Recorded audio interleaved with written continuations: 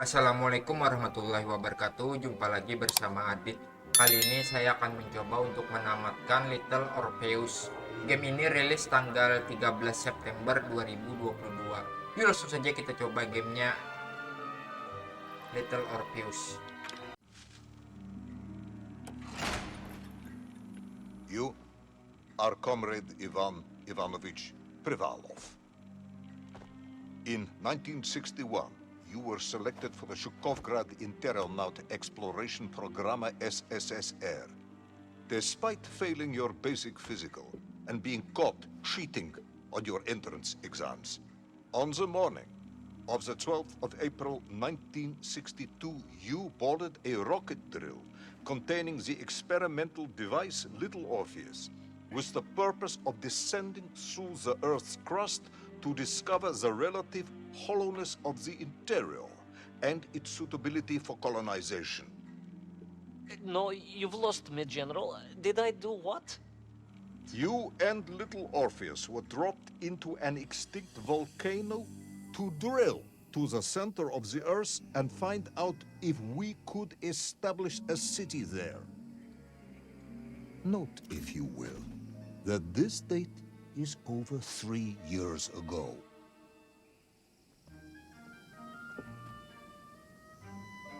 Oke, langsung saja kita coba gamenya Little Orpheus. Patah kah kakinya?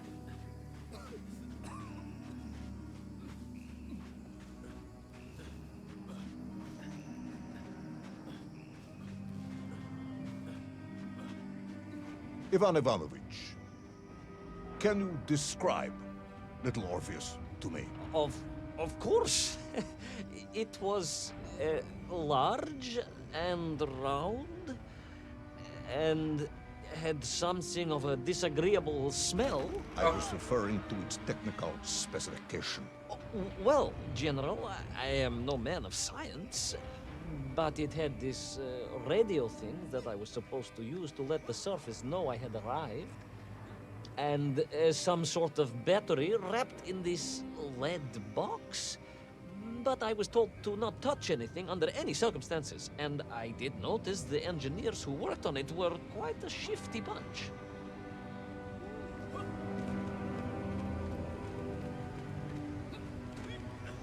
The Little Orpheus device contained a radio transmitter capable of sending a signal through miles of solid rock. In order to boost this, a powerful energy source was required. An atomic bomb, Comrade Privalov. An atomic bomb that you have lost somewhere below the Earth's crust. Ah, yes, that bomb. Of course, General. I can explain everything. But it is a long and somewhat complicated story. And let me assure you, this is not a case of milking chickens. But you won't understand where your bomb and Little Orpheus has ended up unless I start at the very beginning and you let me tell you where I've been for the last 3 years. From the beginning, then. But this had better be good. Good, General. It's more than good. It's extraordinary. And it began like this. An extraordinary sight. I realized this must be the fabled land of Plutonia, as documented by the brilliant scholar Obruchev. A trail of destruction carved by the rocket drill led down into the wild and mysterious jungle. The rocket drill itself must have snapped in half somewhere below Kamchatka, and Little Orpheus bounced out and became lost in that prehistoric forest. If I was ever to get home, my mission was clear: to find Little Orpheus.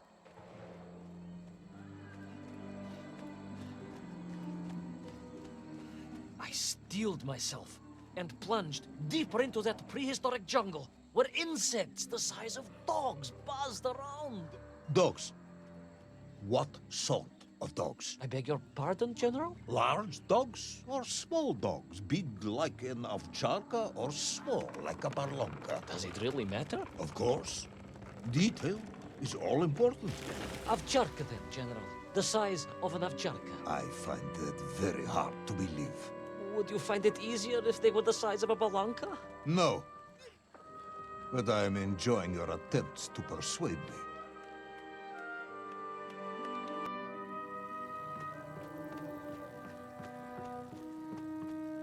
Seperti zaman purba.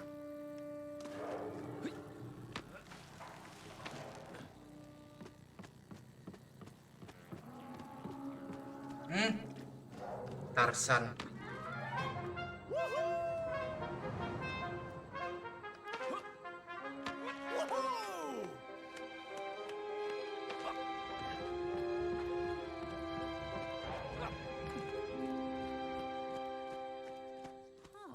Another part of the rocket drill.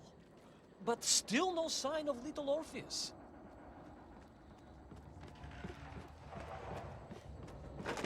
Au!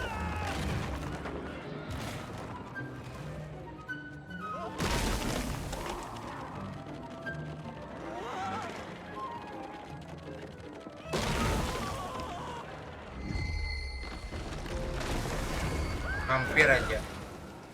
Kambing.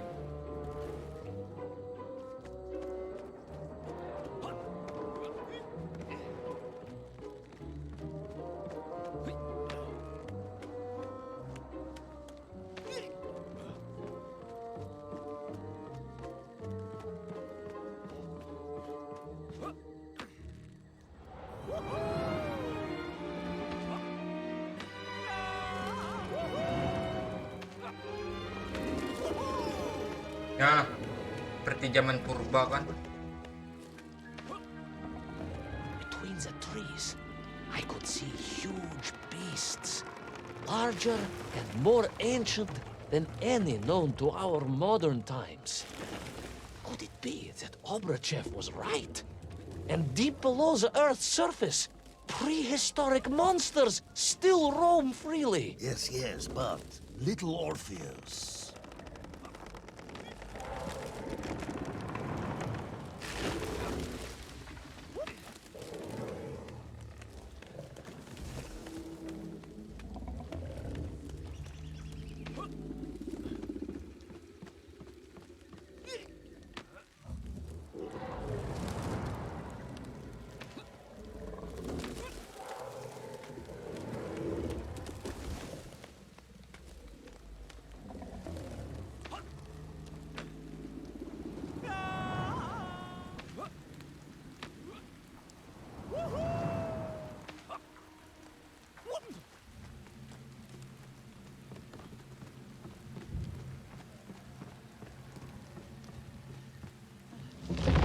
Au! Ini yang ditaklukkan pemakan daging. But its brain is absolutely tiny. So, it can roar and roar as much as it likes, but it will never be a match for the sharpened mind of the good Soviet worker. All I needed was a plan to outwit the monster.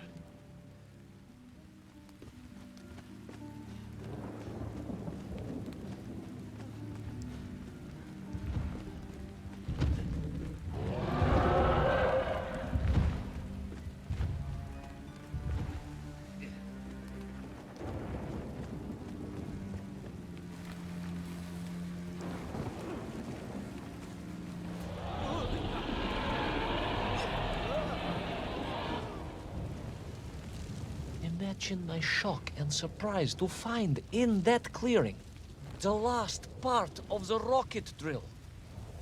More shocking was the fact it had been ransacked. Someone had made off with the tools, the weapons, the rations, and the spare parts for the Pragviev. I began to suspect foul play. Perhaps little Orpheus was not lost at all, but stolen. All I could do was follow the trail further into Plutonia.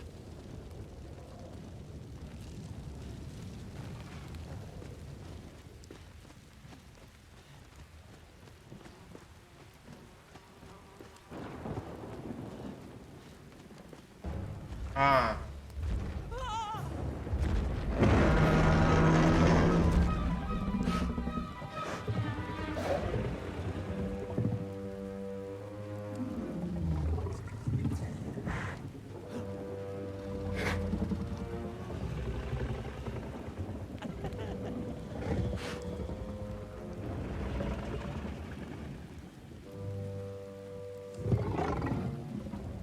cepat, cepat, cepat.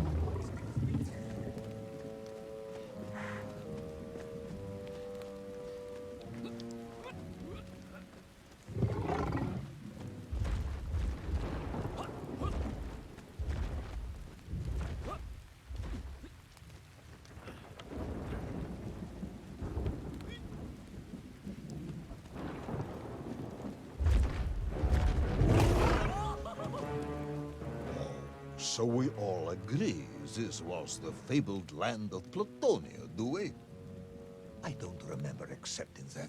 I will admit it might not have been Plutonia if you are prepared to accept the dinosaur. This isn't a negotiation, Ivan Ivanovich. General, you can disagree all you like, but there's very little you can do to persuade me it wasn't a dinosaur. I might not be able to persuade you, but I can always have you shot.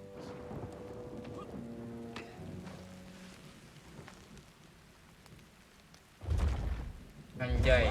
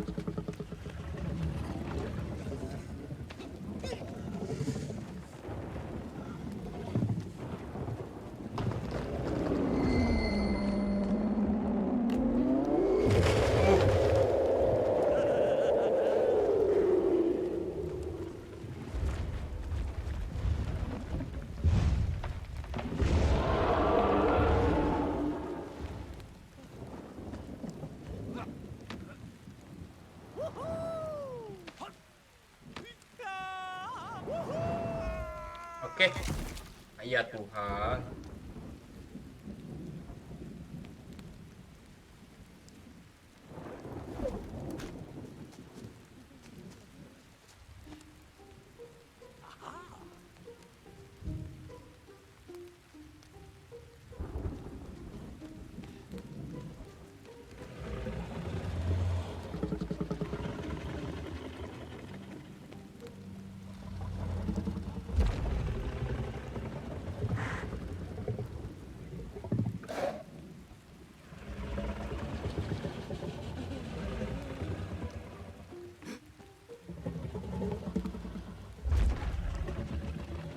Aduh.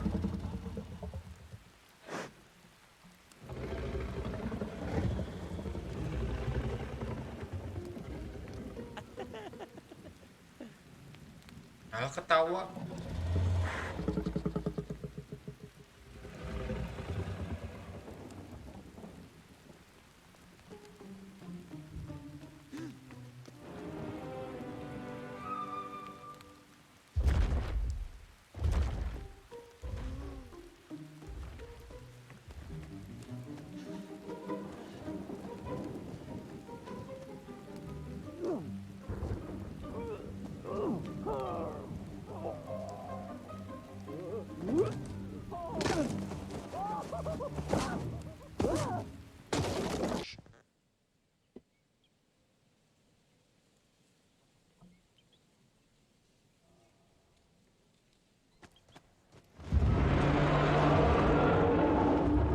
Masih ada aja dinosaurusnya.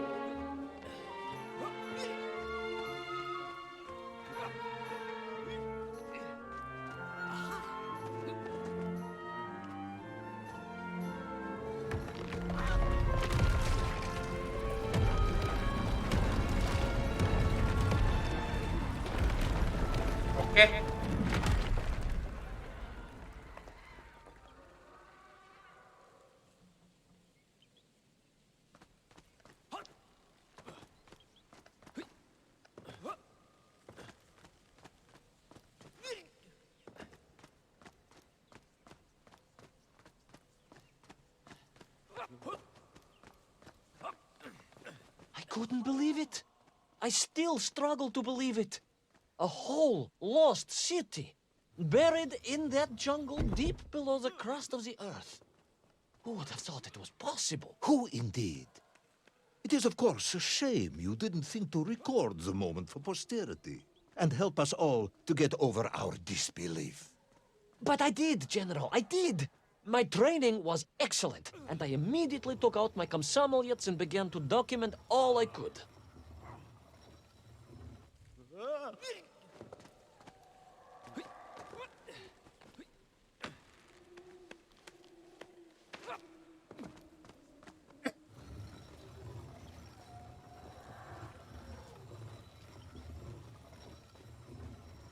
So, where is this camera now, then? Ah, General, yes. What, of course, I meant to say was my training was excellent, and I immediately reached for my camera, only to realize it must have been torn from my utility belt in the crash and lost forever in that forgotten jungle.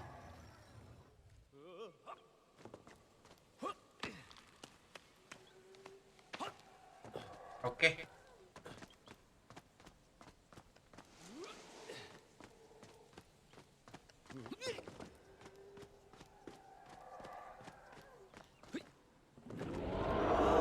Apalagi sekarang? The horrendous beast had returned and was hungrier than ever. Perhaps it was angry it had been fooled by an egg-wearing idiot. That is unkind, General. It may have been small of brain, but it was grand of stature. Whereas you, Ivan Ivanovich, are lacking in both departments. Presuming there were no more eggs to hide in, did you have a new plan? I did, General. Please, do tell me, what was this brilliant plan? I ran like hell, General.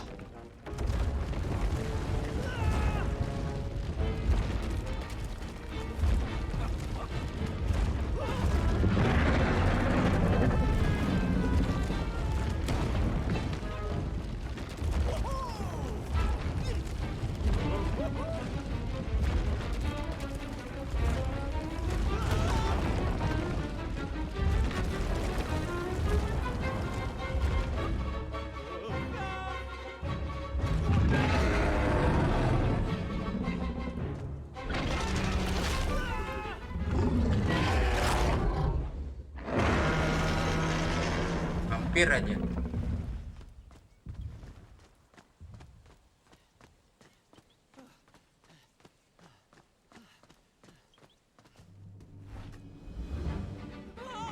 Will our intrepid yet doomed hero survive the jaws of the ferocious dinosaur? Will he meet his end miles underground as an aperitif for a ravenous raptor? What dark secrets could be buried in the lost city of Agatha? Will the General ever discover the location of his lost bomb? All of these questions and more will be answered in the next exciting episode of Little Orpheus!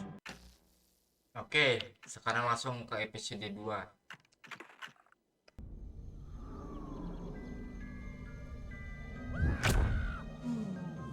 What luck! What a miracle! One moment I was rushing into the fetid tonsils of that horrible monster. The next, I was plummeting downwards to the jungle floor beyond its reach. I prayed I would land on something soft, Perhaps your head. but nothing could have prepared me for what was about to unfold. An epic saga of pride, power, and revolution. Au, A struggle for freedom the likes of which our world has never au. seen. And it happened like this.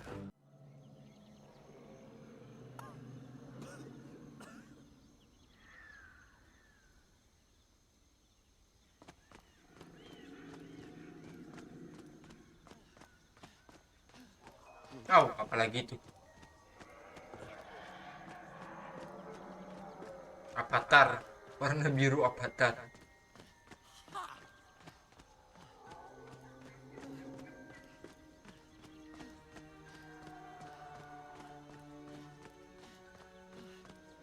Who were those strange, gentle monsters who towered above me? I could only guess they were the lost tribe of the Menkf, an earlier race of people. But why were they so fearful of those ancient gates that lay just beyond their village? And why did they seem to recognize me? Why?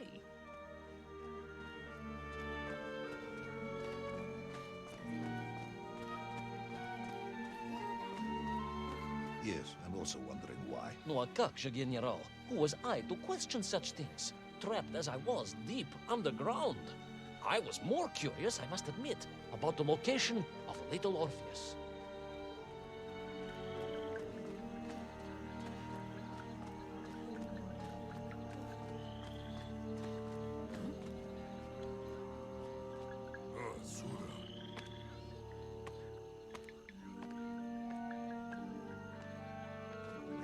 You talk of a great city, a mighty power.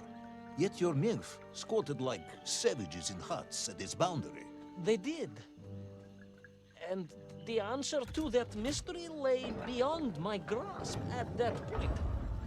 Because it was a wonder, it truly was.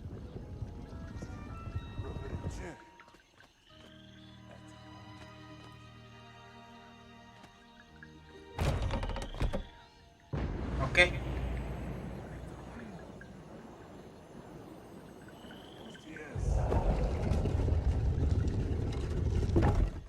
Warnanya seperti warna kurama, kuning jingga. Utterly destroyed.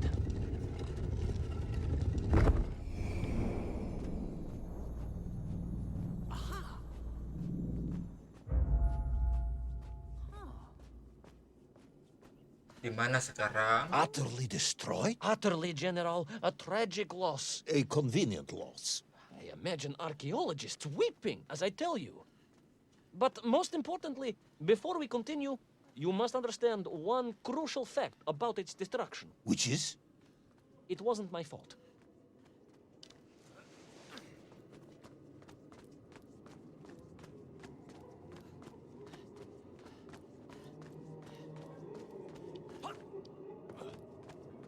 Oh, banyak yang dikurung.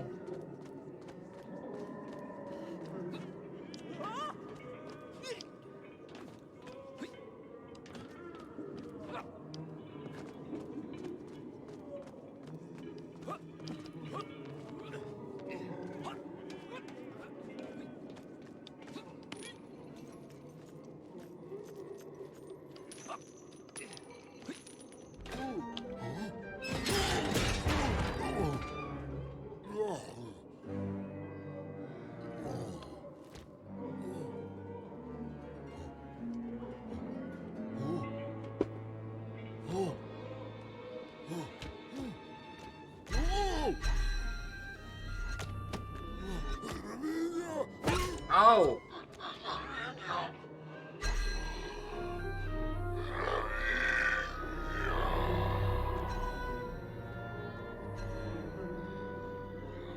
Those poor, unfortunate Menkf, trapped and kidnapped and dragged away, only to return as vicious foot soldiers to some unknown tyrant.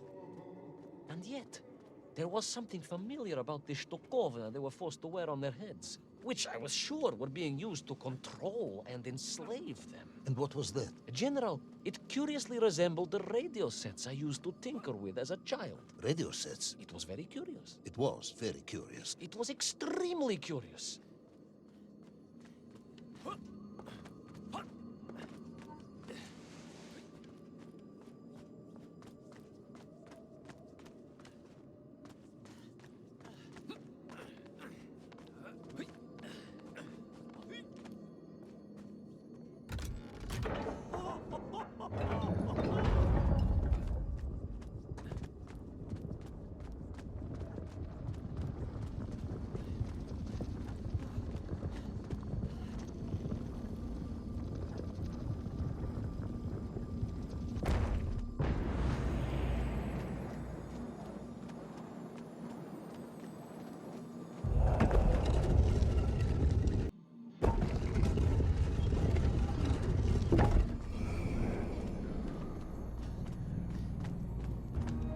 Ow.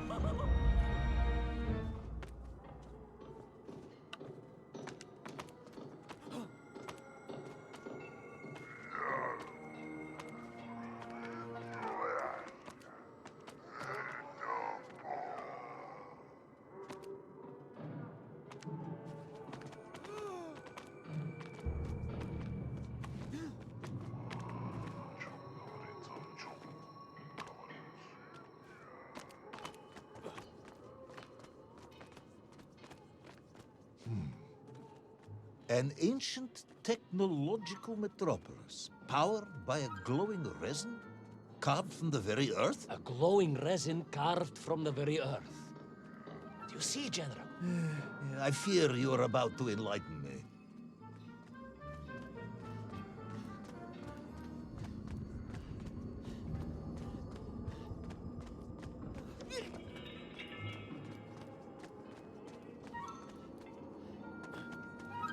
Little Orpheus must have been drained by the impact, but whoever had stolen it and brought it here was no doubt planning to use the Agarthan resin to charge up the atomic bomb, restoring the device to its full potential. What sort of man would come up with such a monstrously reckless scheme? Perhaps the type of man who has such limited understanding of atomic energy that he thinks an ancient metropolis can be powered by shiny marbles.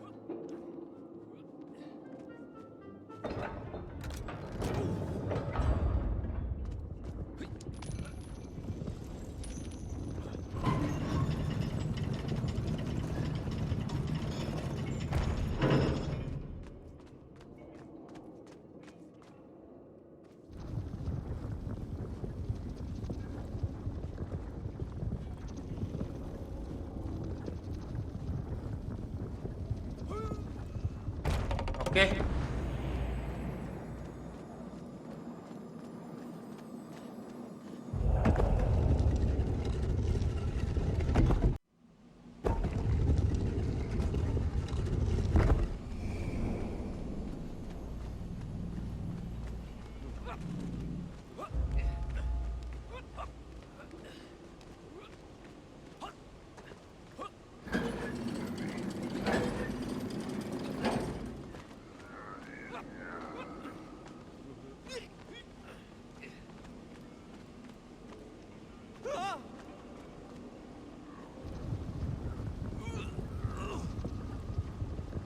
Cepat, cepat, cepat, cepat, cepat.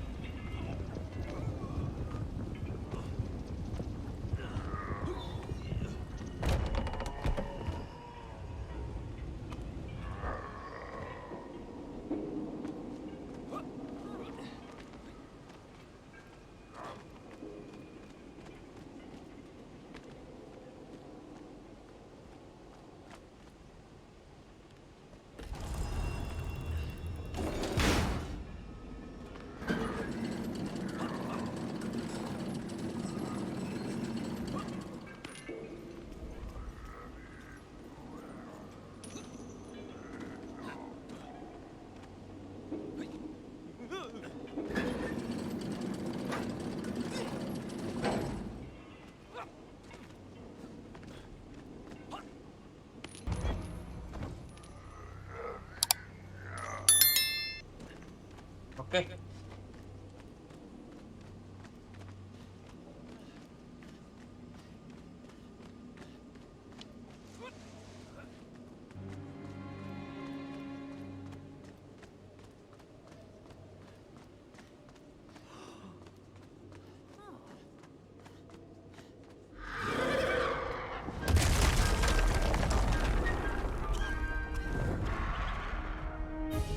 Kabur, kabur, kabur, kabur, kabur.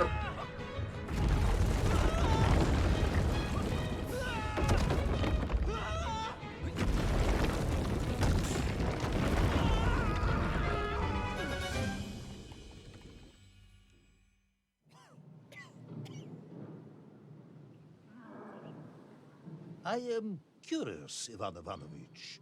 You talk and talk about this great subterranean city. Yet what you describe sounds strangely familiar. It does in some way bear an uncanny resemblance to the glorious architecture of Comrade Alexei Dushkin. Wouldn't you agree? Нет, General. I have never heard of this great товарищ Dushkin or his works. Interesting. Because you were photographed on the steps of his marvelous Vysotka na Krasnich Varotach, shaking hands with the Glavny constructor. That was the chief designer? The sweaty little fat man with the bad hearing? Mind your mouth, Ivan Ivanovich. And don't think you can distract me by slandering one of the great visionaries of our time. Without him, neither of us would be sitting here now. Must remember to thank him for that, General.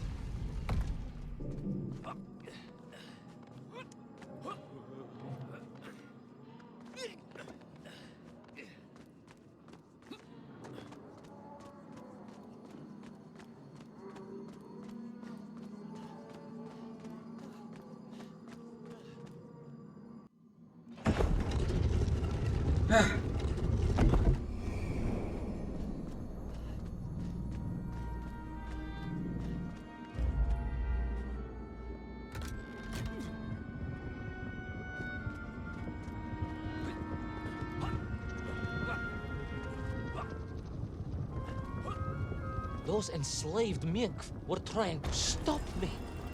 I was sure of that now. I find myself sympathizing with them, I must admit. No, General, then I have failed to win you over. Uh-huh. A point of agreement at last.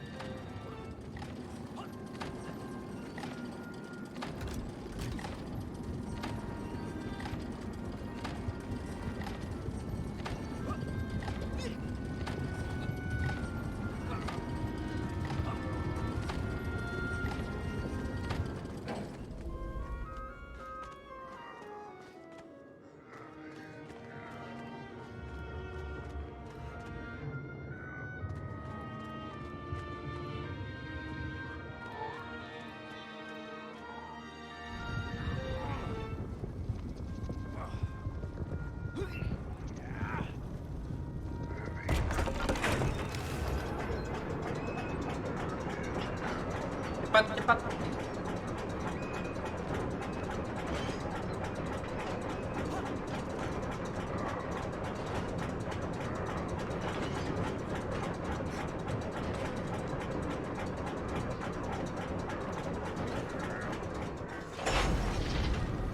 I must ask again, General. Are you mocking me? That would be unprofessional, comrade. I will try harder to convince you then. It is, after all, a cautionary tale of unleashed tyranny. It is a cautionary tale of unleashed idiocy. But please, do continue.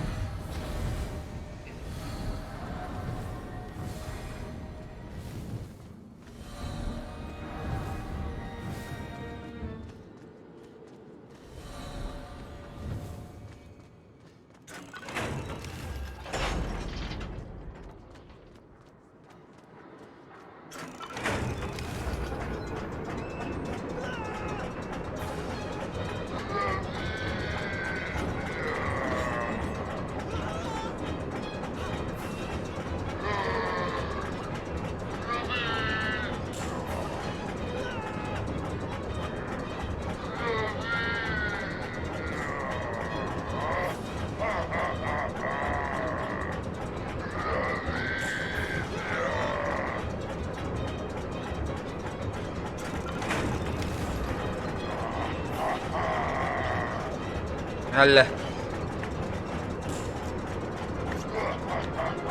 A bit sorry. My Aunt Masha was a traveling tinker who married a beef investigator from Zlatoust. She told me of a secret but wonderful city in the west. An edifice of sheer power, humbly serving the will and needs of the people. Yes, unfortunately, that story didn't end so well. No. That's what Auntie Marcia told me. And perhaps that is why I was also reminded of it. Because the moment I touched the floor in that place, I could tell something was very, very wrong.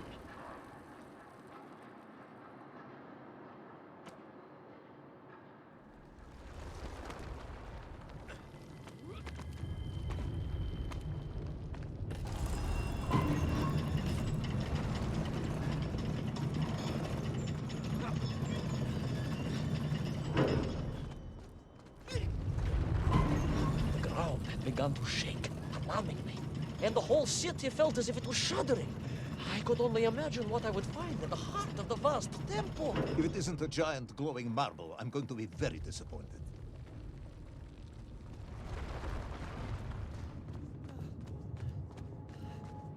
Alah, alah. A huge resin sphere that overshadowed all of the others. I caught glimpses through the twisted architecture.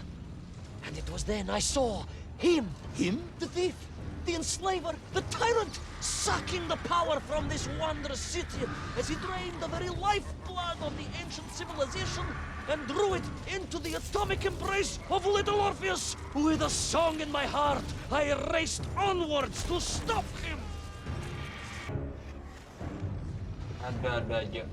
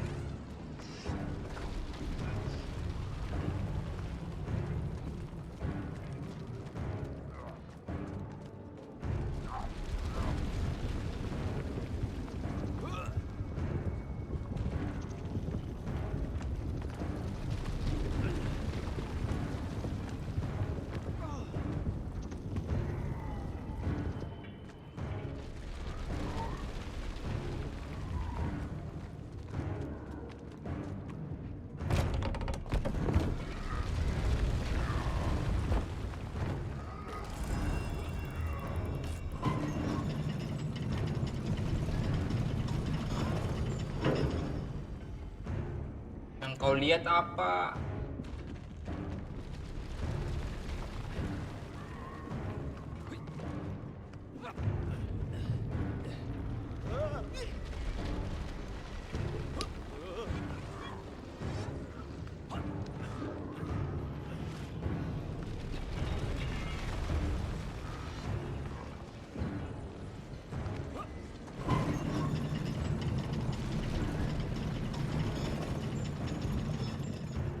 Drained of its power, the magical heart of the city cracked, and it sent shockwaves through the world around me. A true monster general, willing to bring down the mountain itself upon Agartha and bury it forever in his ruthless scheme. I could not save that wondrous place, General, to my shame and regret. But I resolved myself to avenge the men, to recapture little Orpheus, and to bring that tyrant to justice.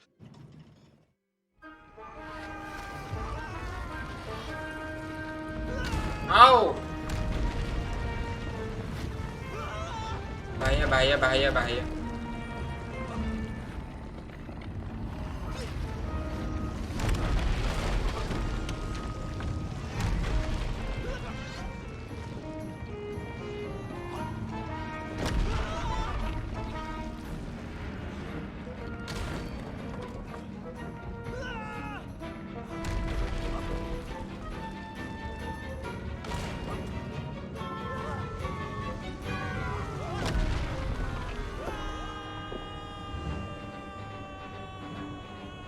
Will our plucky yet careless hero fall forever through those unknown skies? Will he discover the identity of the brutal thief commanding the army of the Menkth? What chance does he have of ever returning to his beloved homeland? How long can the general's patience last? All of these questions and more will definitely be answered in the next exciting episode of Little Orpheus. Oke, ke episode 3.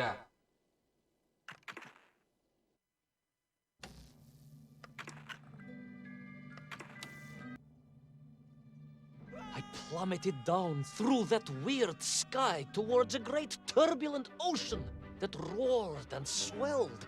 A ferocious sea that offered no hope of survival. I thought of home and wept, unaware that in an instant my fortunes would be changed by an event so bizarre I almost hesitate to tell you.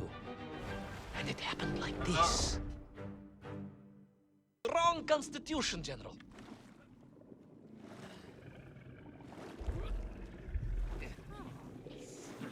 Aduh.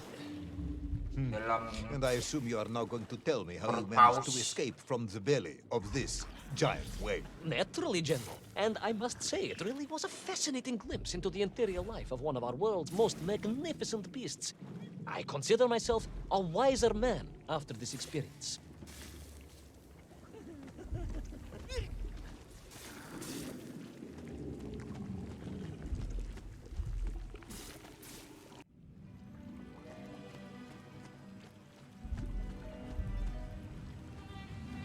sampai kapal It's an masuk. extraordinary place, General. I could perhaps deliver a lecture on the subject to Moscow University Zoological Society, if you like. I only want to help. The Moscow University Zoological Society has, I suspect, better things to do than listen to the ramblings of a man who claims he was swallowed by a whale.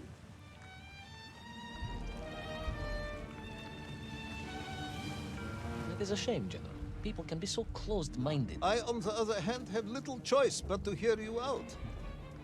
For your own sake, Ivan Ivanovich, I must urge you to be brief. Absolutely, General. I will tell you directly of my miraculous escape from the belly of the...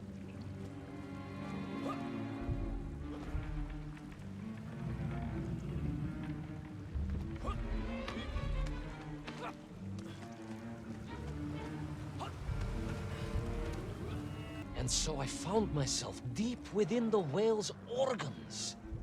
A strangely beautiful place. A sort of fleshy wonderland. A glade of polyps and globules. A landscape as awe-inspiring in its way as the forests and mountains of Altai. Oh, home, General, that I yearned and longed for and only hoped, as I hope now, that I might one day see again. I think we're all longing for home at this point. Oh, with warm slippers, a mug of steaming Spitzin, and a roaring fire. Not far from home, trapped inside a monstrous fish with only the strange and evil-looking worms that infested its gut for company. With only one's dedication to one's country and mission to keep one from falling into despair. But no, General, I could not. I had to escape, to find little Orpheus and my way back to the surface and home.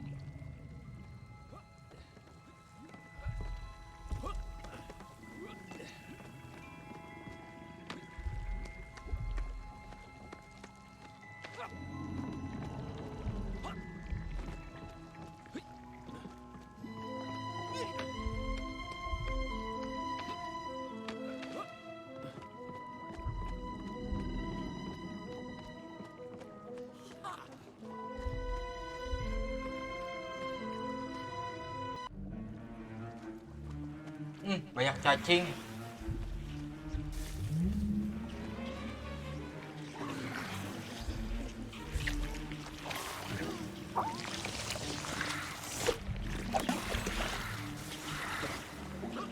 Worms, you say, living inside the whale. Oh, they were horrid things, those worms, General. And most unwelcome, I would say. Parasites. But I had no idea how rampant their infestation was, nor of the tremendous sizes they could grow to. At that point, my thoughts were only of escape. And I had a plan. Yes, I'm sure you did.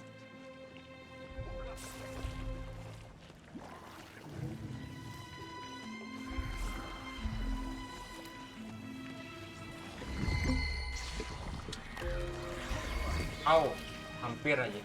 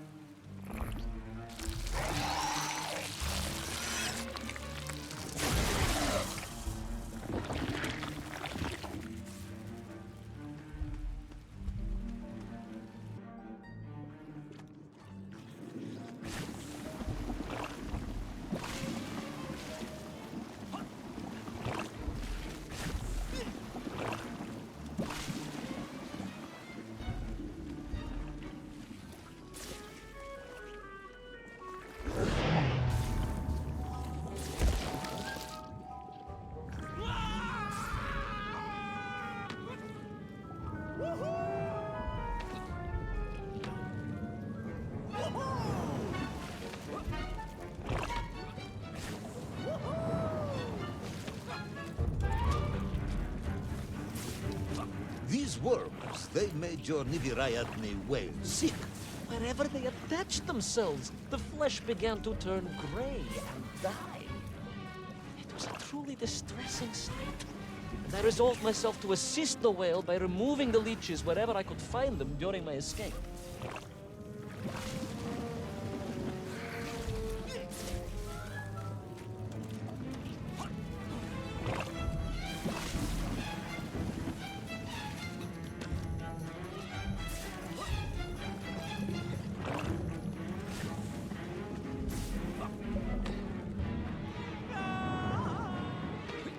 Alah main Tarsan-Tarsanan.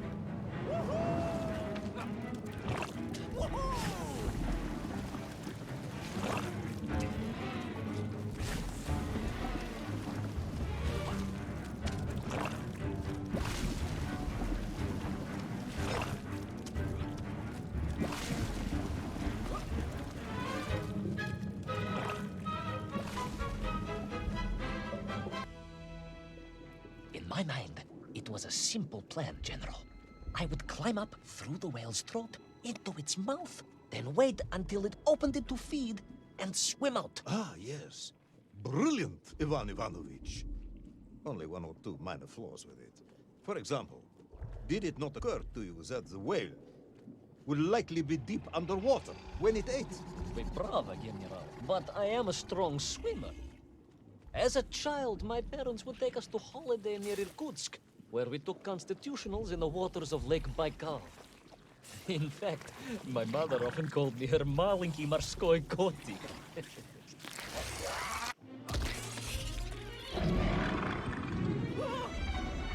Oh.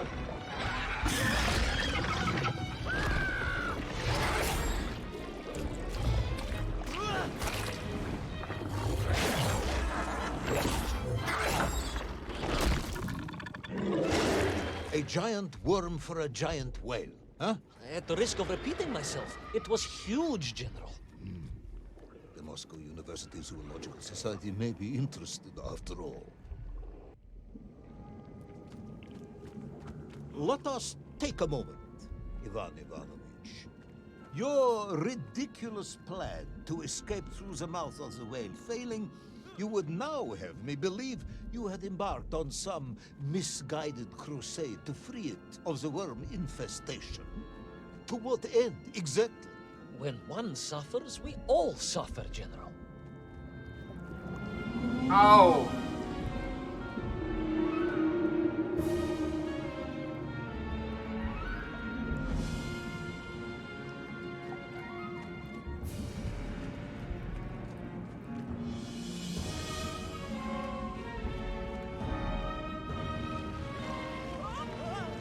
Your ideological commitment is admirable, comrade, but... I concluded that if I could find the root of the infestation and neutralize it, the whale could mount a spirited counterattack against the worms.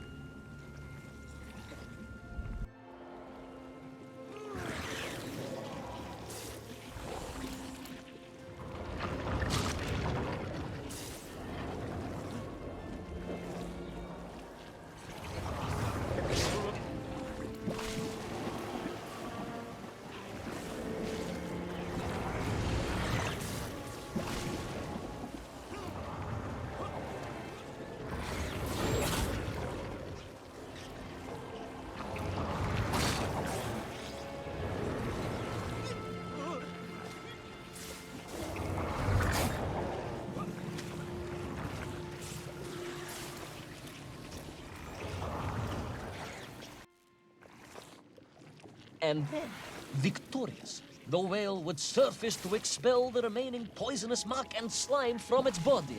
And at that point, I could escape through the nearest convenient orifice. In this case, most likely the blowhole. That is the most revolting thing I've ever heard. General, we are Russians. We have withstood the sheer force of nature and history and emerged triumphant. An expedition through the nasal sphincter of a gargantuan whale is nothing to us.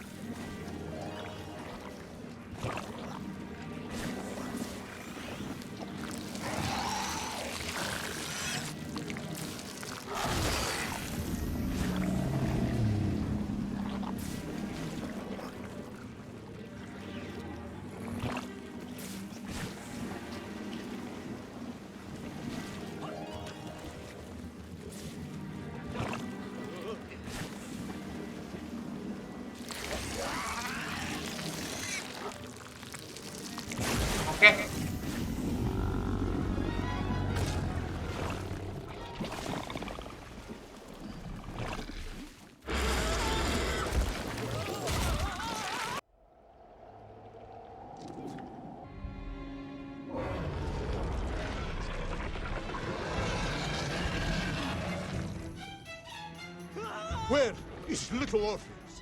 Where is my bomb? Unless you are trying to tell me the whale swallows that as well. No, it did not, General. That would be absurd. No, Ivan Ivanovich, you are absurd.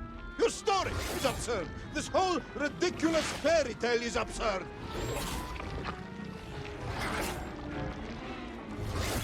Sangat dekat kambing.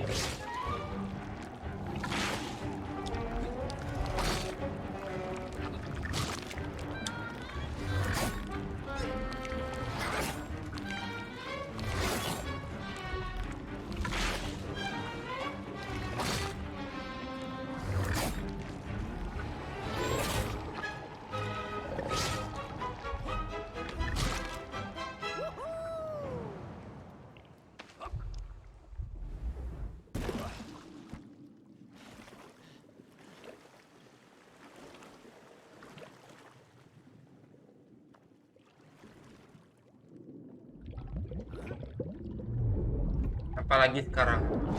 Au! Will our brave yet foolhardy hero escape the furious worm? Will he be doomed to spend his days trapped in the innards of a bad-tempered cetacean? Where is the whale swimming to in such a rush? And what will it do when it gets there? Is the General about to lose his temper and order the cosmonaut shot? All of these questions and more must surely be answered in the next exciting episode of Little Orpheus! Oke, episode 4.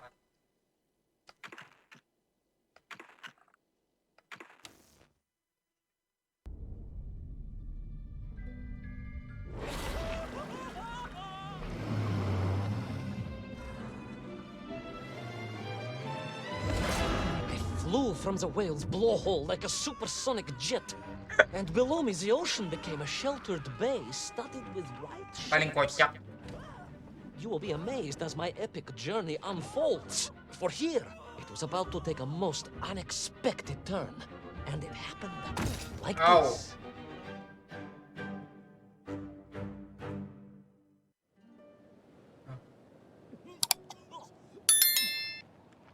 Daratan es sekarang. Hah? Cedera lagi kakinya.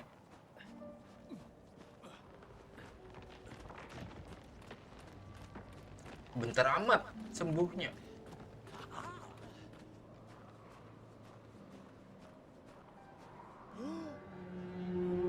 Nah, paus yang tadi. It was a beautiful but deadly wasteland. Freezing cold, brutally chilling. Enough to kill a man in hours. Yet here you are. Indeed, General. An impoverished childhood playing in the streets of Omsk during those bitter winters had made me hardy. Au, hampir aja. I thought you said you grew up in Altai. Ah, General, the life of a poor toy maker's family. We had to move from place to place just to find work.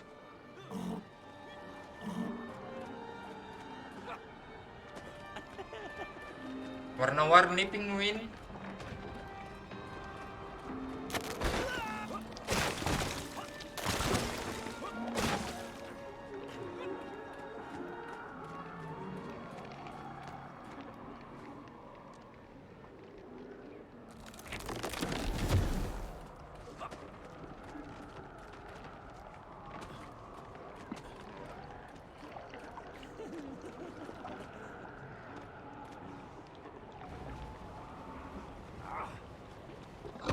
Anjay.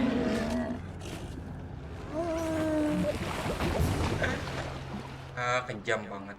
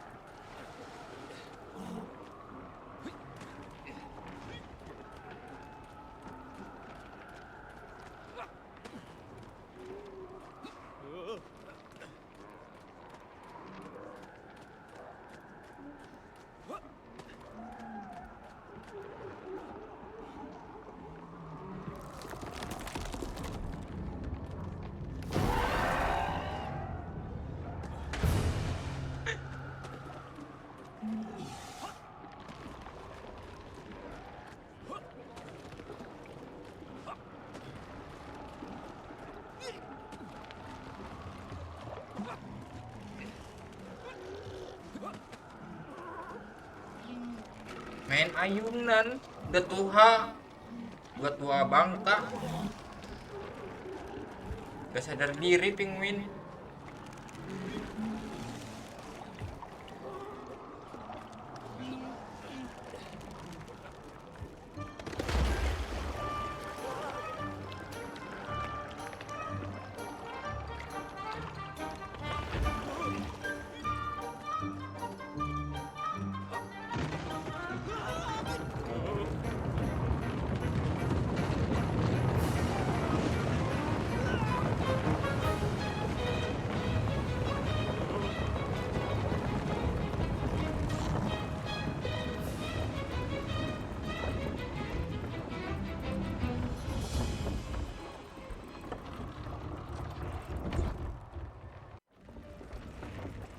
Sanikov land, eh? Of course, Sanikov himself reported nothing more than a bluish fog on the horizon. Your island may be nothing more than the product of overactive imaginations. General, consider this. Imagine taking a simple peasant, a pig shepherd, for example, and telling him one day humans would fly around the earth beyond the sky.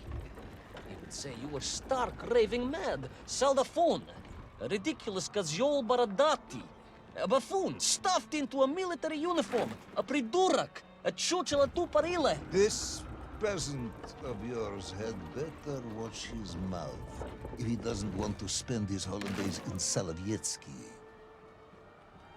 Perhaps you should return to your story.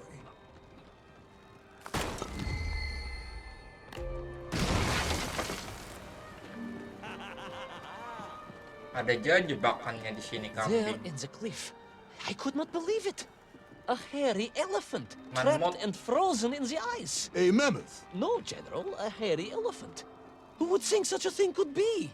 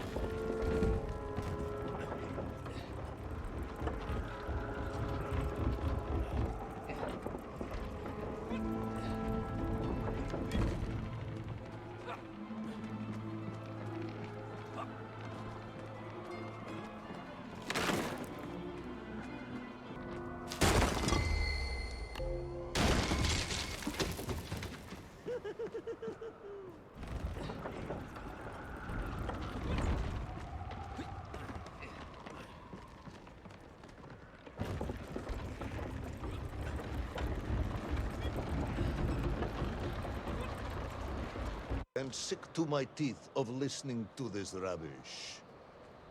Let us speak plainly now. You will tell me where my bomb is, or I will have you shot. I am just getting to that, General. Shot! Comrade Primal! Shot with real bullets, fired from a real gun, not some ludicrous Bultavia about lost cities and dinosaurs and mink and mammoth. It was a hairy elephant. No! I will not tolerate any more! Where is the bomb, Ivan Ivanovich? Where is little Orpheus? It was right there. What? It was there. At least I realized it must be. Where? There? On Sanikov land? Yes, General. Because as the storm began to clear, I realized with a strange excitement and trepidation that I was not alone on Sanikov land.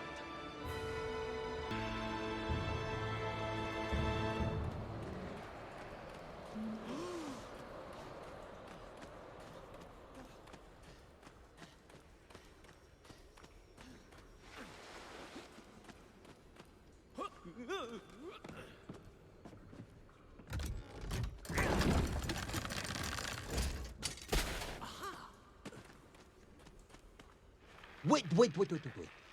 Go back. You say these lifeboats came from Zarya? A Russian ship? Zarya returned home, but not with all of her crew. And here were the missing lifeboats, trapped in the ice for all of these years. And it could only mean one thing. That you are continuing to hang lapsha on my ears.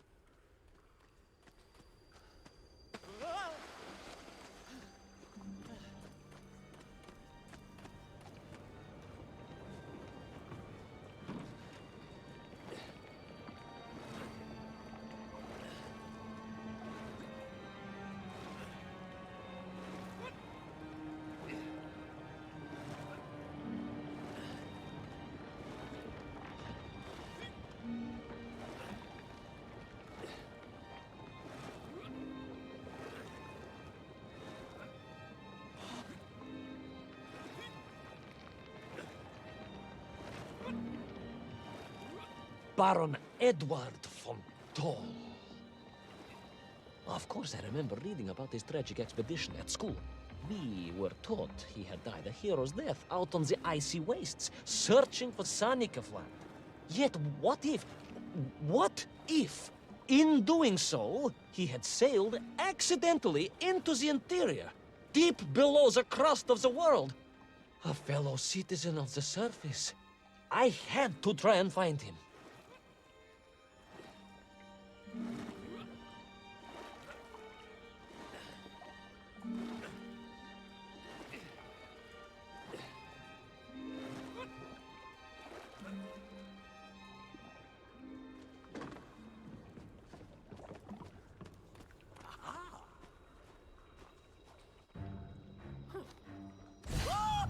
Hai, tangkap.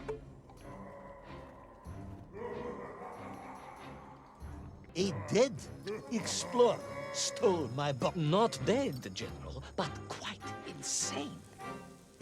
Perhaps it was the loss of the arm or the leg, or the long years in isolation. But Toll was clearly mad. You should have got along perfectly then. Oh, how I wish we had. But no, General. Whatever Toll's intention with little Orpheus was, I had no time to consider it. I was in mortal peril once more.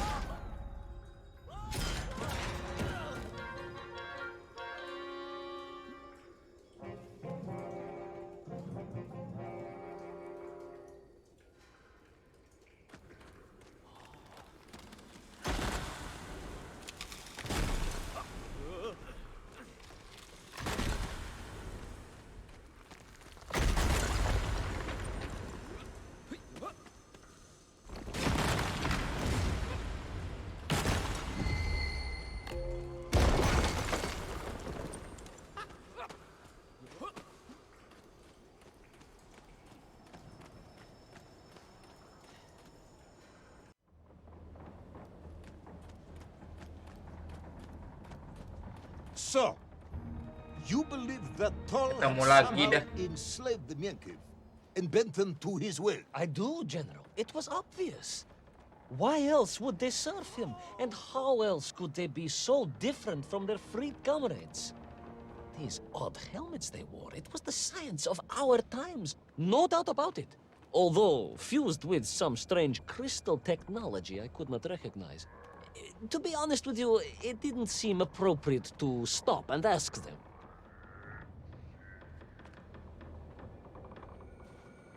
Ketemu lagi lawan makhluk-makhluk avatar.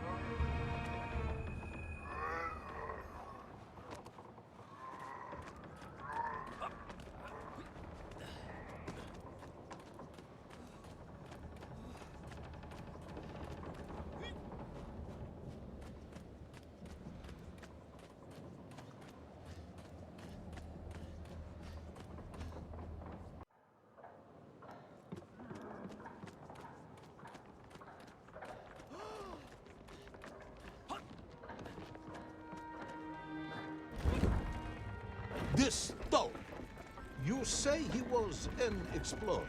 Yes, General, he was. He vanished some 60 years ago. I remember the story well. And you say he stole little Orpheus? To get home, General. To get home.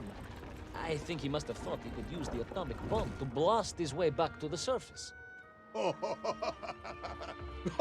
brilliant, Ivan Ivanovich!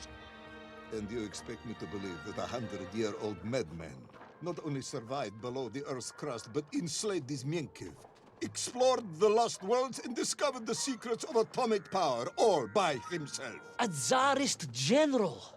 An imperialist. No doubt harking back to the terrible days before the Great Revolution. And Estonian. Estonia. Estonian general. They are wily people.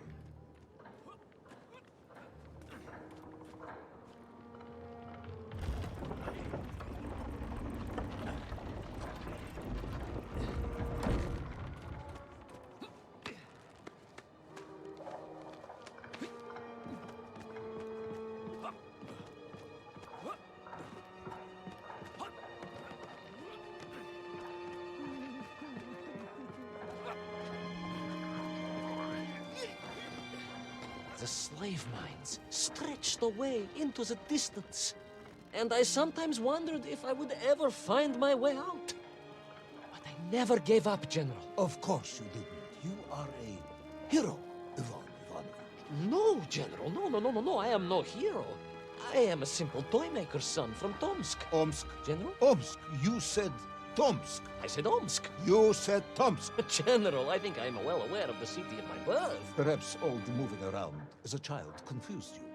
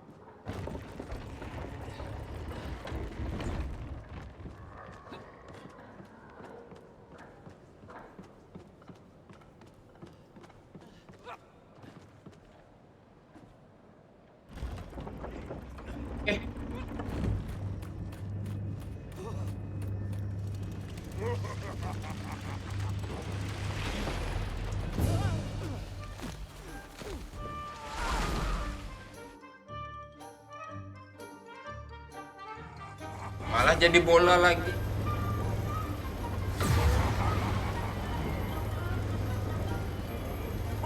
On we flew across the deserted, frozen plateau. I was single-minded in my pursuit, dogged in my determination.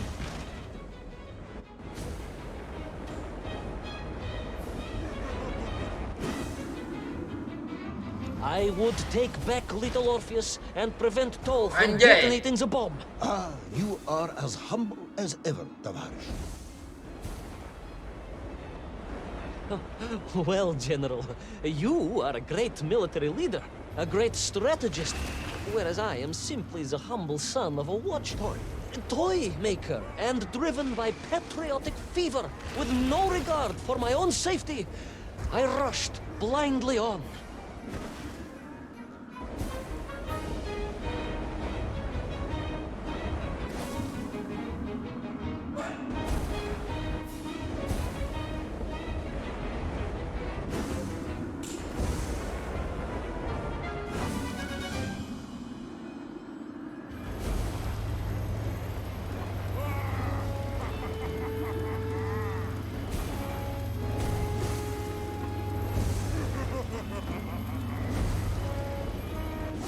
Oh.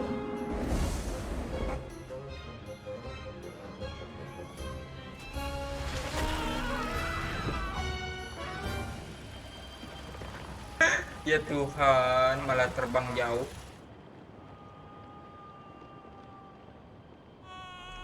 Wow. Mantap.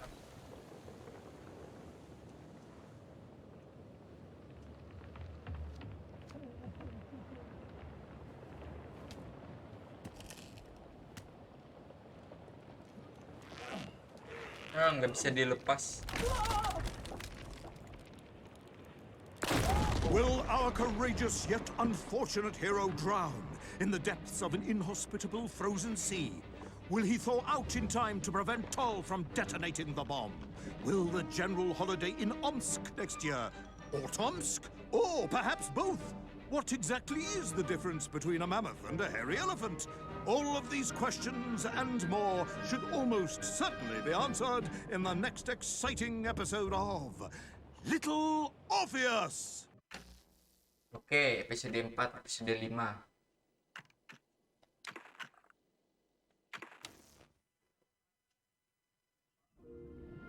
Oh, sekarang di bawah I lautan thought lagi. I was doomed. But a miraculous thing happened, General. I could breathe. It must have been the helmet that was jammed onto my head. It was a strange and remarkable thing. Some might almost say beyond belief. A narrow-minded fool may indeed, General. But of course, you are no Durak. But even as I sank towards the floor of that lost ocean, my journey was about to take me to darker, stranger territory than ever before. And it happened like this.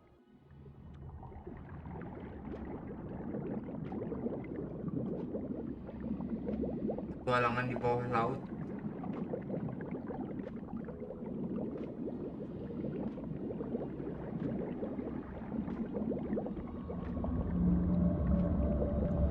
Apalagi itu? Jangan-jangan paus tadi.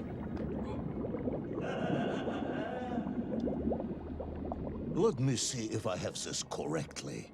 After narrowly failing to apprehend the mad missing explorer Toll and recapture my atomic bomb in your giant snowball, you fell through thin ice and sank to the bottom of a subterranean ocean, discovering along the way that the mind control helmet you had accidentally wedged onto your head enabled you to breathe underwater and resume your pursuit across the seabed. General, you seem perplexed. Perplexed? Perplexed is that the keys to my house are not where I left them. Perplexed is the fact my dog will not eat cheese like other dogs. No, Ivan Ivanovich, I am not perplexed.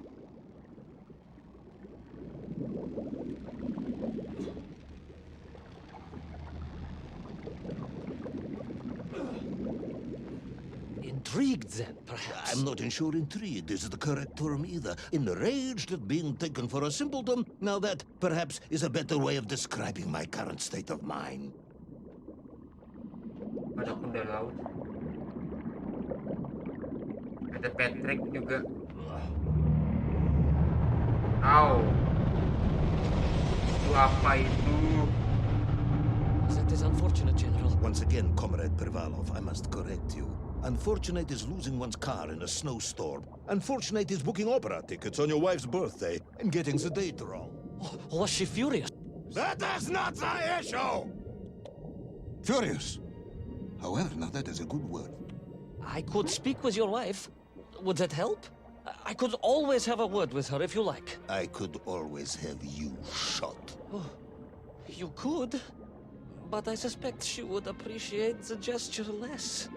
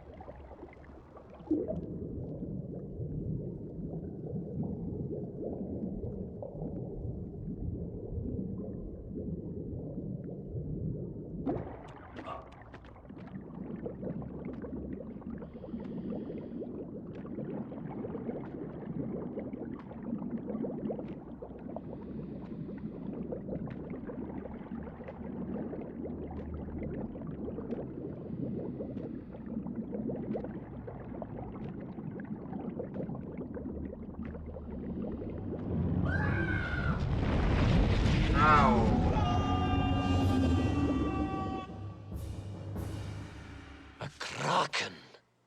vast monster of the sea.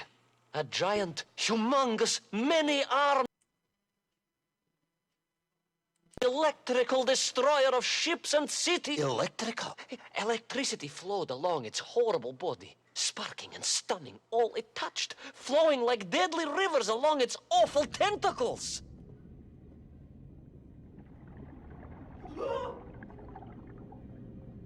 Mana lagi kita ini?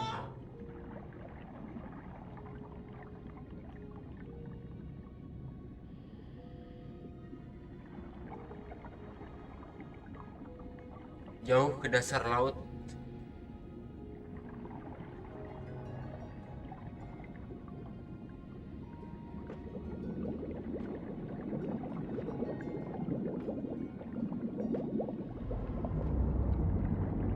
Suara apa itu?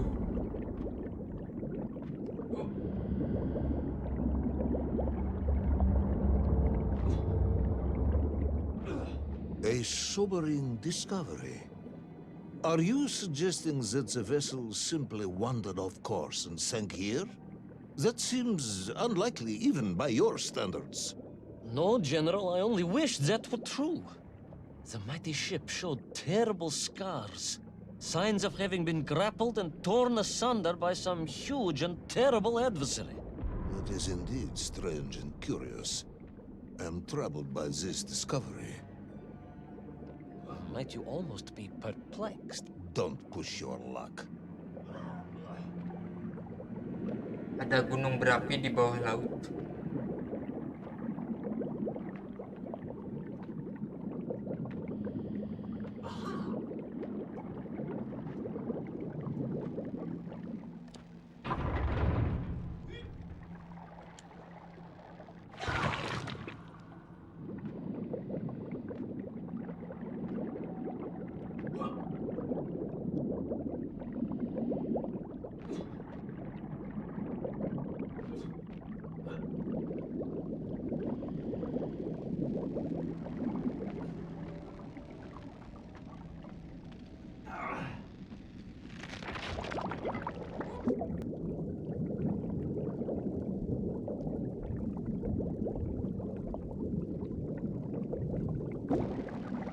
Oke.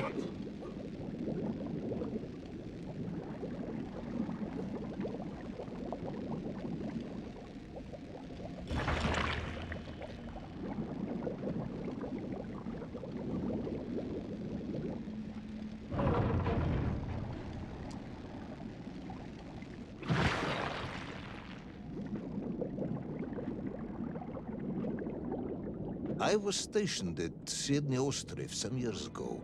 I am only too aware of how easy it is for the imagination to create monsters when one is exposed to lonely and dark places. My men required constant monitoring.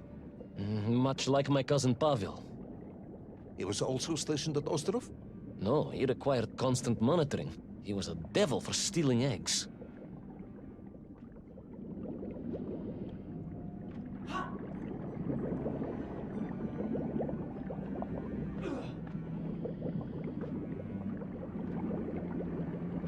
Itu apa? Harta karun.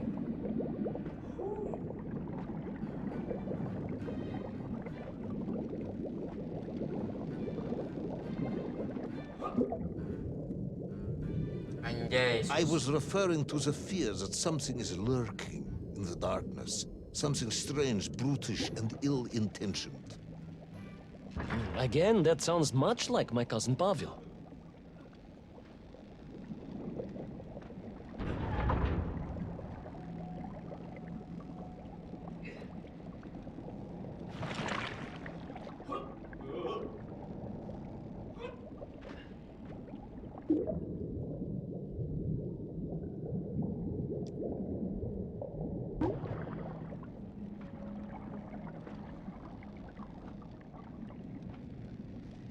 Oh, kota bawah laut.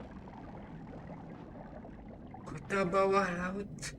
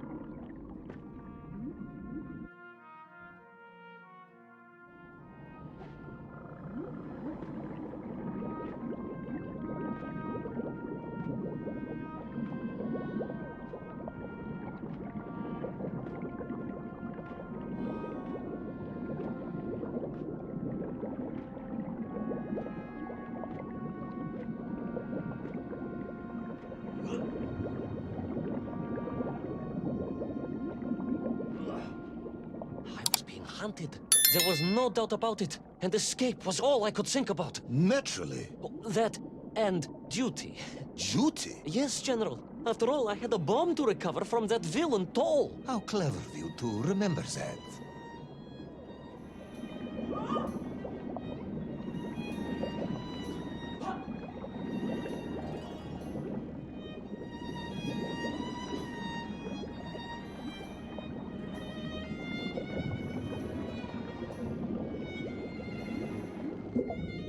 Seribet dah nih.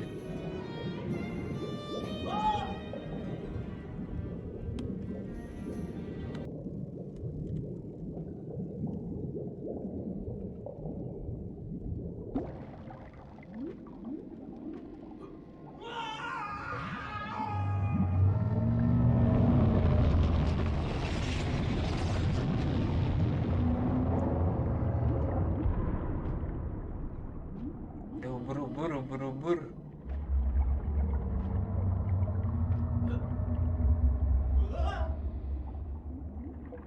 Sampai. Oke.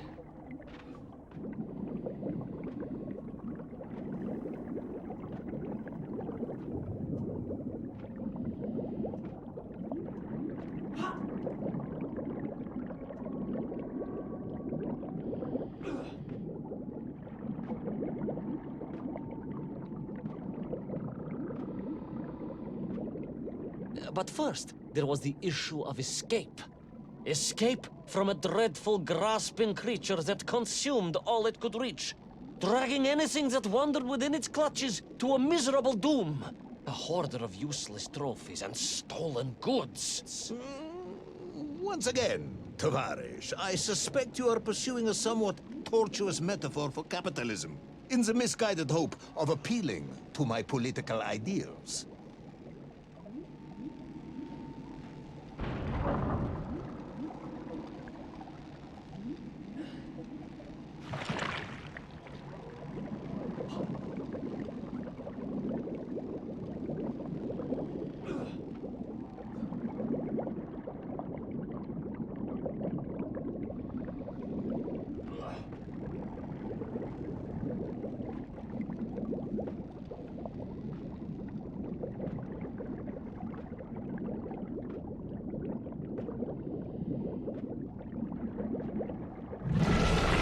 Halah, kaget saya.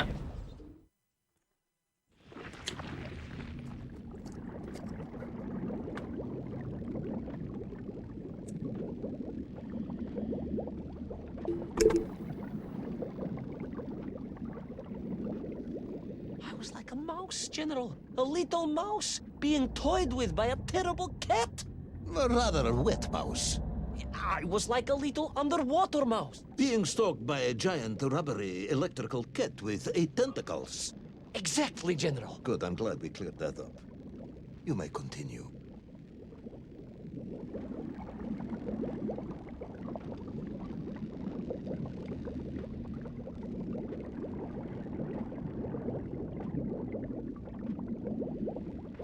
Aduh, sulit. Sulit ini, sulit.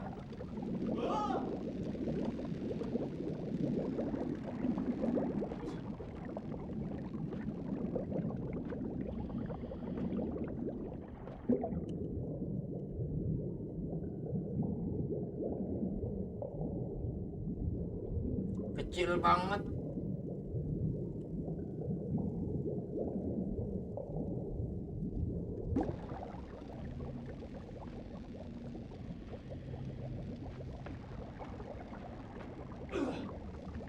Kambing.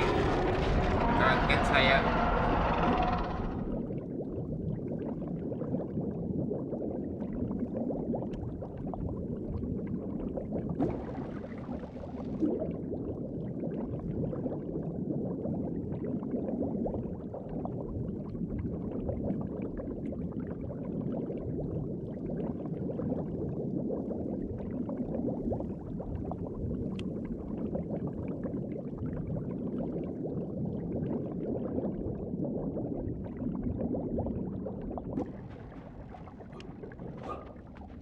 Oke.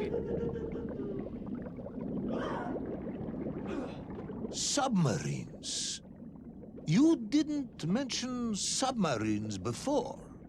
Didn't I? Why? No, Navernia, General, of course. Submarines, millions of them. Several, at least. Banyak ranjau.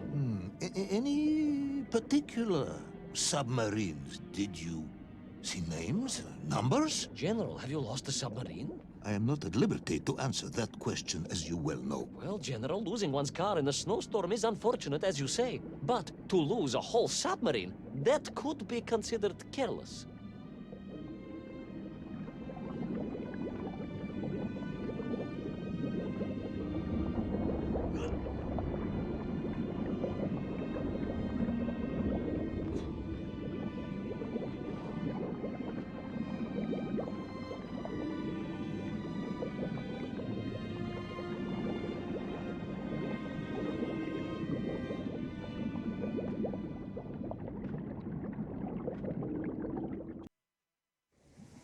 Hah?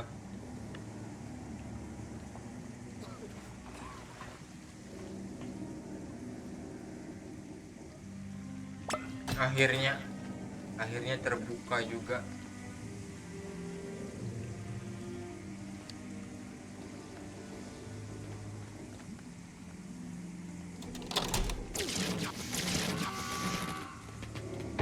Au! Kabur. Kraken.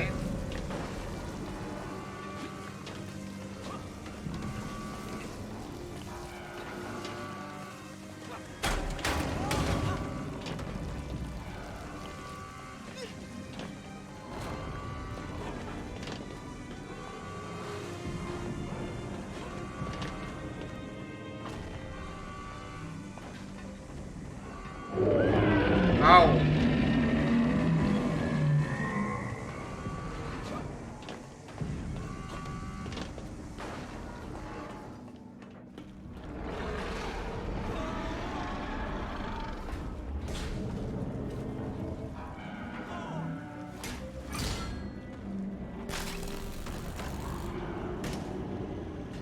Anjay.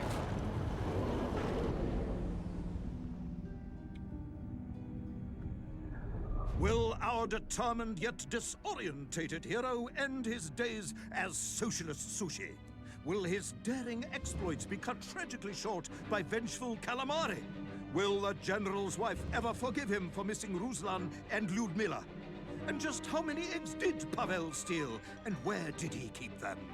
All of these questions and more may or may not be answered in the next exciting episode of Little Orpheus! Oke, episode 6.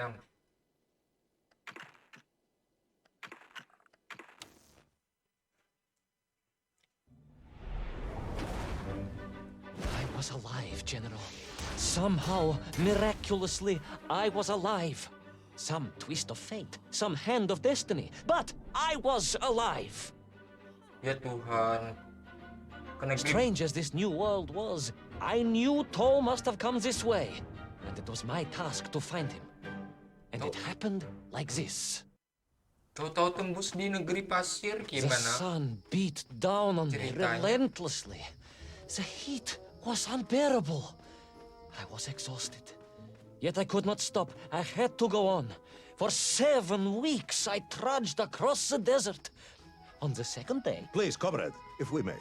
I think we can skip the details, unless you consider them to be particularly relevant to the location of Little Orpheus. of course, General.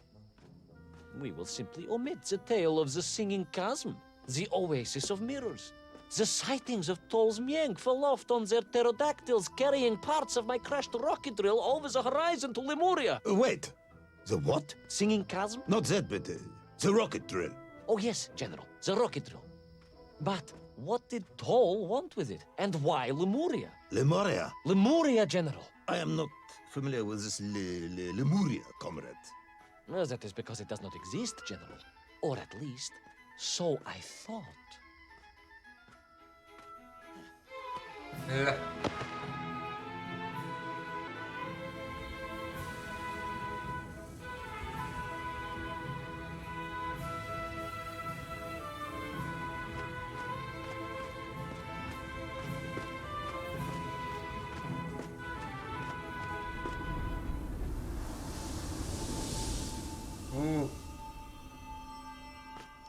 Patah kerajaan. Kira tadi Fata Morgana.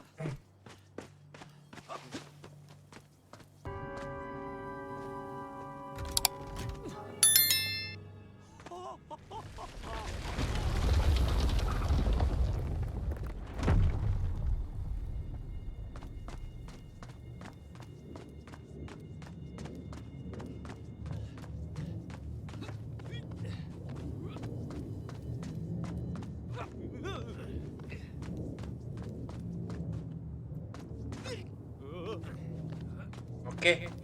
Those strange crystals seem to exert an extraordinary hold over the stone blocks and arches. When they hummed, the whole city remade itself. Where they were missing, clearly looted by some villainous thief, the city was fallen to ruin. It was like a vast musical instrument, vandalized, and yet still attempting to toot.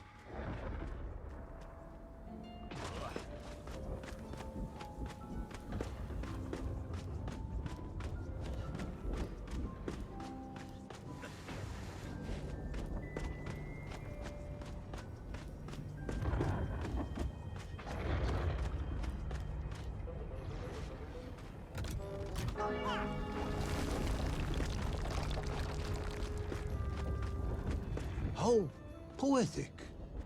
I'm sure our engineers would be fascinated and baffled in equal measure.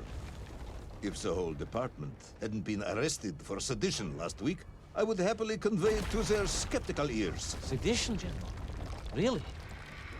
It is unfortunate news indeed. I am joking.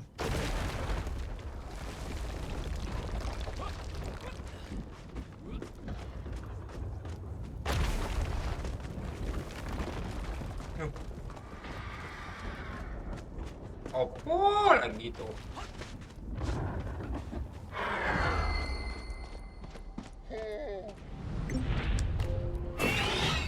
Kambing.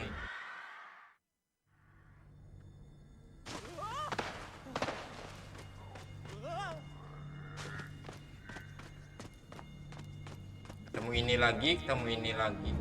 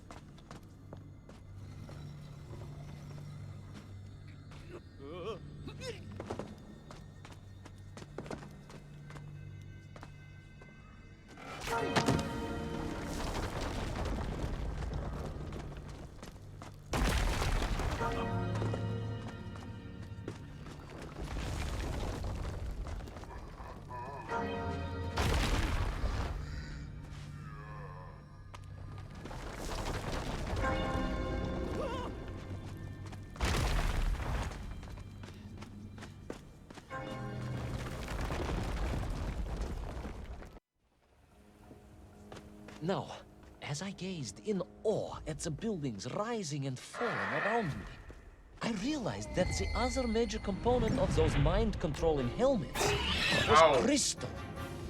Toll had raided Lemuria for me. He knew the city.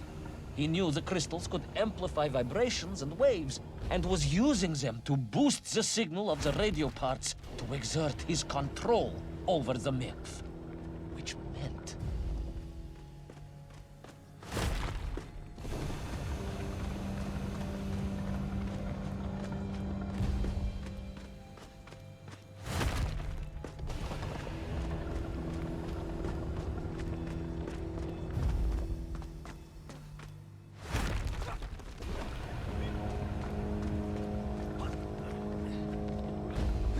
Yes? Imagine, General, what such amplification could achieve when fused to the finest atomic science our great Soviet civilization has produced.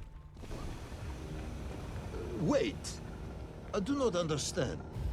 You said Toll was planning on using the bomb to shatter the Earth's crust to return to the surface. A tragic mistake, General. They had not recognized the extent of his mad ambitions. Oke. You mean to imply Tol would have attempted to enslave the Russian people? Pah! The will of the Soviet citizen is mighty and strong. To you, perhaps, as a trained warrior, but consider, perhaps instead, a humble son of a toy maker from Tomsk. Ah, yes. Perhaps we have our share of simpletons, after all.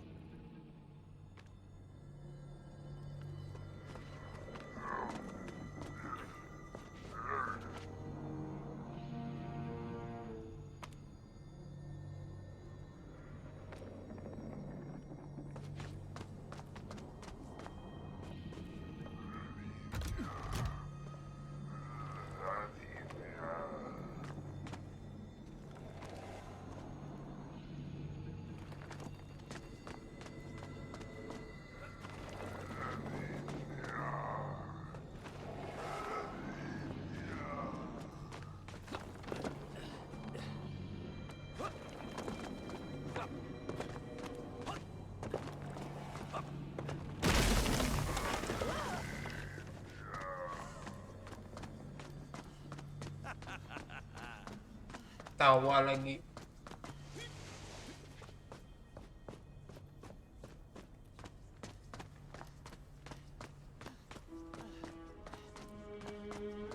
Oh, ada jam. The vast pictograms told of a history of wonders. They seem to suggest the Lemurians were travelers from another world, where a mysterious clock seemed to stand. That is very mysterious. As mysterious as the location of little Orpheus, perhaps. Yes, of course, General. I am just getting to that.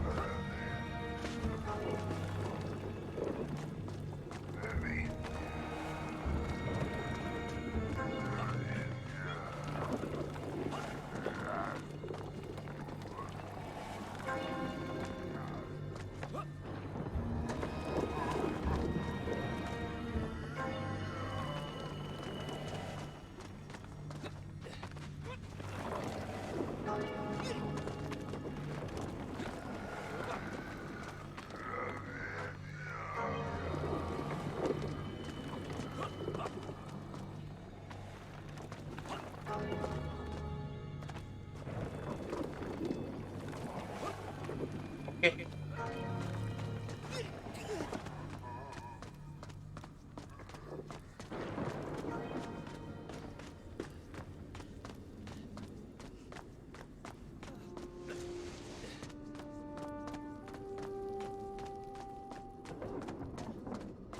As I bravely explored that ancient city, a question was gnawing at my mind.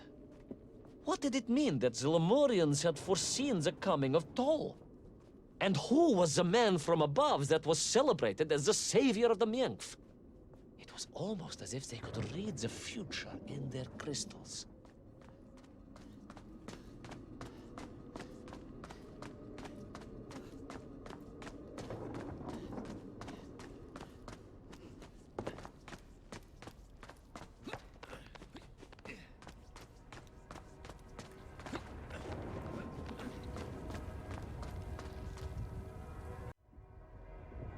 The bells of Lemuria tolled and tolled, a roaring symphony, a crescendo of peals that set the city dancing, each note causing the crystals to shimmer and cascade with light.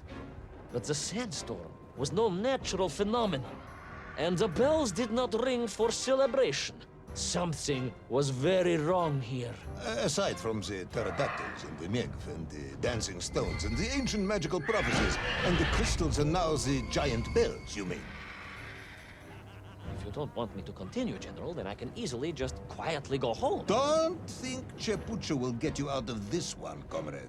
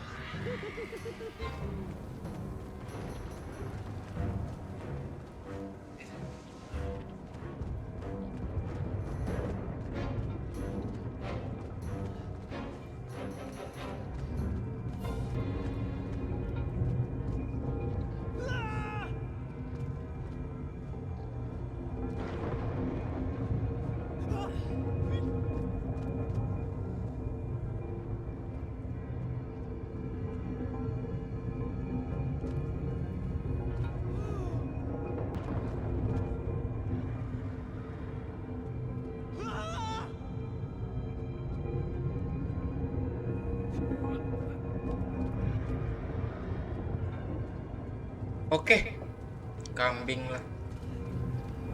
I raced through those magical structures, a righteous fire in my heart.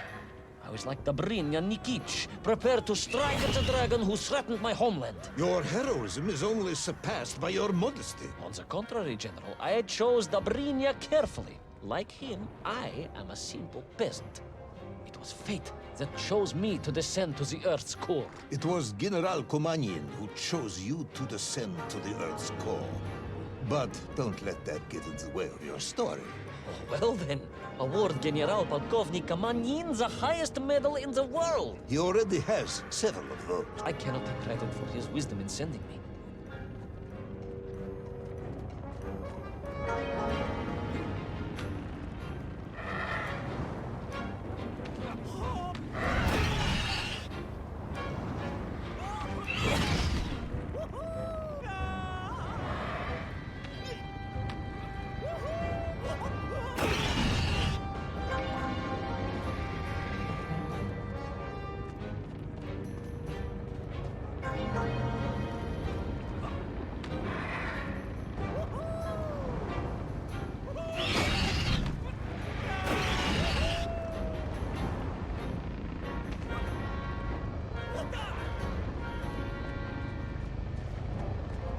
Oke.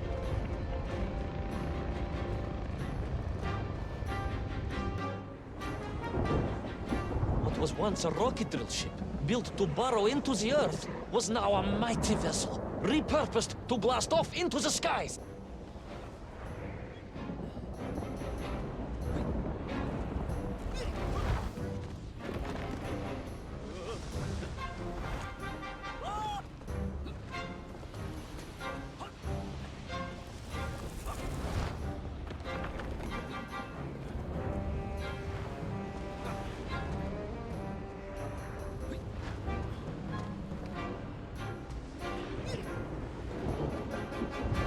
There was no doubt the toll was headed for the strange world with its clock, although to what end was yet to understand.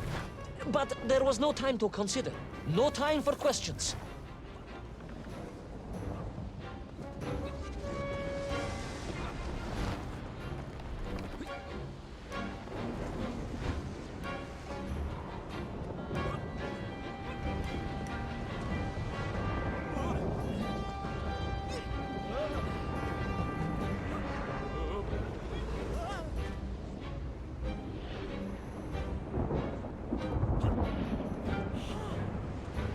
Tahun was on the rocket. Little Orpheus was on the rocket. And wherever they were headed, I must head there too, to thwart his plans, recover my drill, and save the world!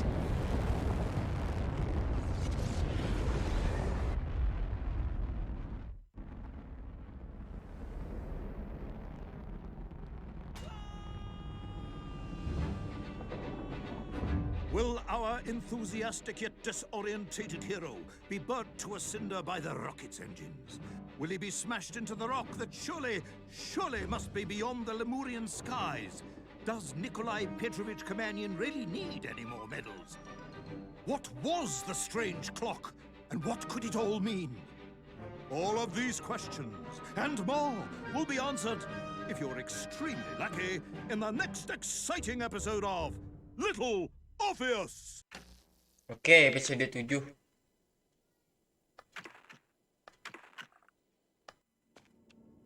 Di angkasa lagi. Tadi di padang pasir, tadi di bawah laut, angkasa lagi.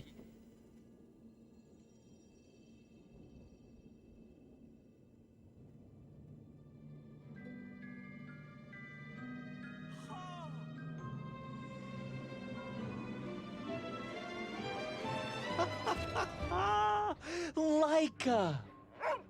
Are you stark raving mad? It was Laika. I am sure of it. That spirited little dog saved me. Laika saved you in her little space machine. I believe the correct term is capsule, General. Don't push your luck any further, Ivan Ivanovich. I fear it might snap. Oh, my apologies, General. In my excitement to explain what I discovered on the far side of the Metagalacticus Interiors, I got carried away. And it happened like this. A rocky moon at the center of the Earth. The source of all creation, General. A place where time flowed like rivers, and boulders of raw matter rained like comets upon the cratered rock. Another miraculous escape from death. Another happy accident. It was no accident, General. Laika took me there entirely deliberately. I'm sure of that. She continues to be a heroine and a savior and protector of our great nation.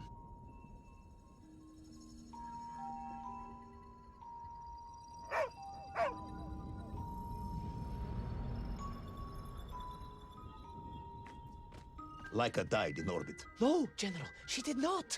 She's very much alive and happy, and currently living several miles below our feet. Laika is dead, Ivan. She most certainly is not, General. This is the real world, Tovarish. A world where you did not go to the center of the Earth, and Laika died in orbit. In my world, General, Laika is still alive. A better world, some may argue.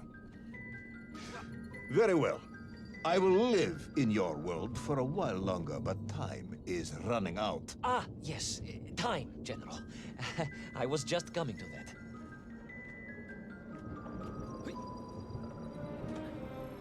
There in the distance it stood, enveloped in a mighty time storm.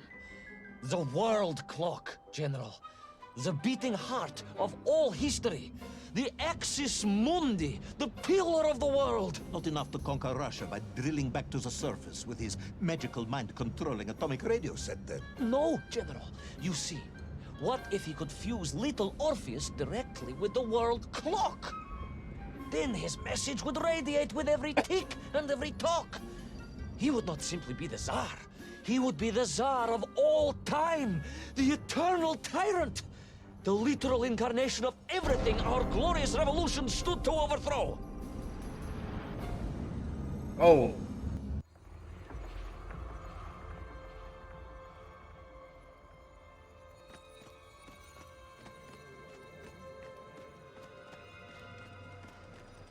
Sonikiv! Uncanny, General. But it was somehow different. I felt no cold. The waves were motionless. Indeed, it was as if I had stepped free of those rivers of time and stood on entirely motionless ground. And there in the distance, What? debris from Syria and tall slave mines had washed up here, almost as if I were meant to find it. And there, amongst it, the winking of steel led me to a blasting cap, and a plan began to form.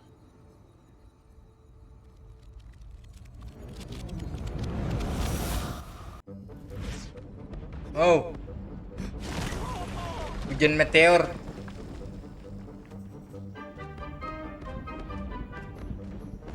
The terrain was ferocious. Explosive eruptions of Ow. fire and heat. Thunderous emissions and lethal gases. Much like your cousin Pavel, perhaps, as a result of consuming all of those stolen eggs. Aha! General, you have been listening after all!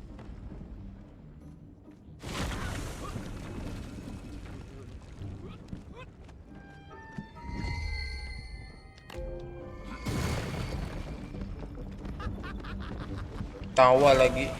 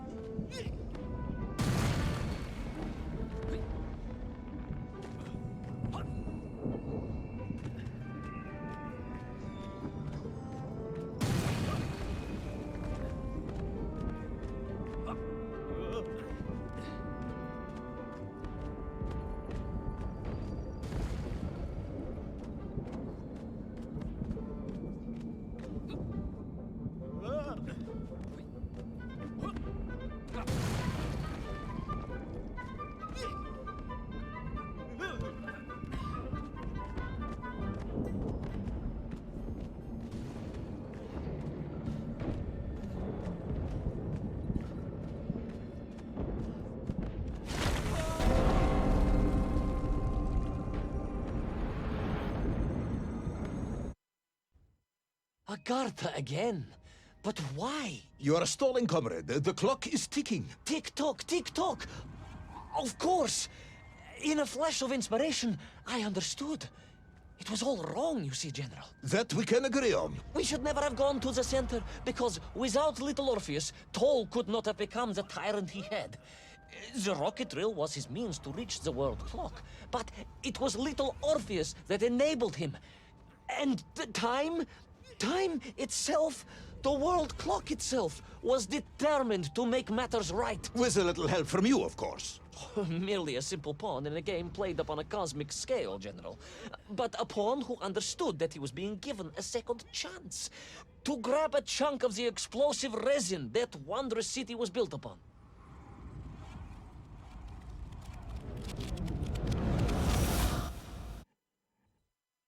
And I was back. The mighty river of time roared past me, carrying the weight of the whole of history with it. Even for you, this is a stretch. Our time is almost up. I have to submit my report within the hour. Time, General. Time was nearly up indeed. That ancient and magical river that carried me along was surely moving inevitably towards some kind of end.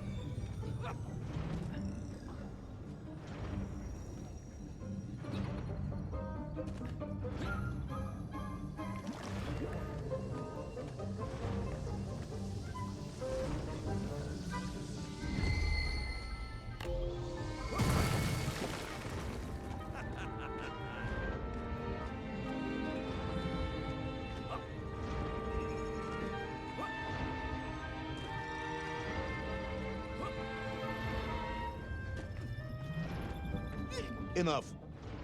No more, Privalov. No more stories. No more lost worlds and space dogs. I'm full of it. It is nearly midnight, and you have not given me the adequate explanation for the whereabouts of little Orpheus and the atomic bomb. But, General, I am about to tell you what happened when I finally caught up with the villain Toll. I do not care, Tavarish. I simply do not care.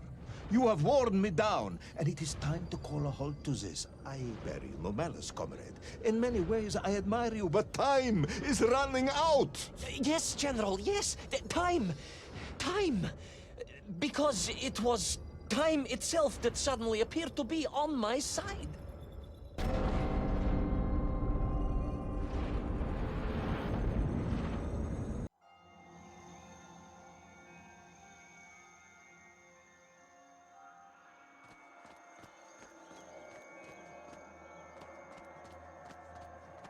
Perhaps the world clock was so impressed with your egg-wearing antics it decided to return you to Plutonia for a second attempt.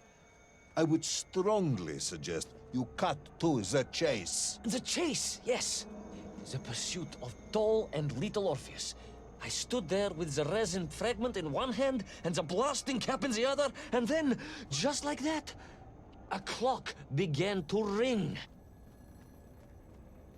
The world clock? No, General, an alarm clock. My Slava alarm clock, in fact, given to me by Auntie Marsha. The one who married the beef investigator. The very same. And the moment I saw that clock, I knew what I had to do.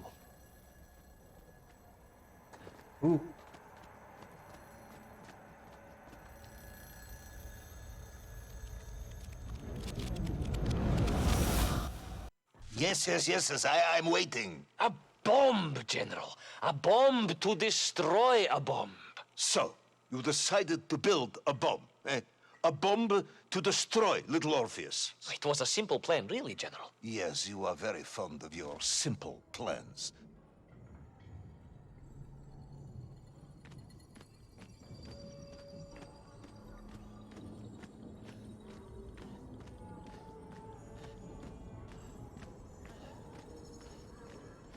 Ada gambar sensitif. It was the last time I was to see those poor enslaved men on my journey. As they scurried in agitation around the base of the rocket drill, now a dreadful weapon of war in the hands of a madman, I was reminded of my mother. Your mother looked like a nymph?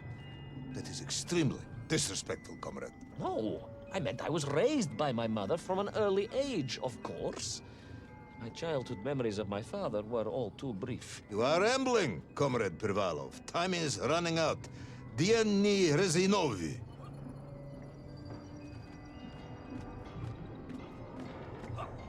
Time will run out for us all, General, will it not? And it ran out for my father on the shores of Volga.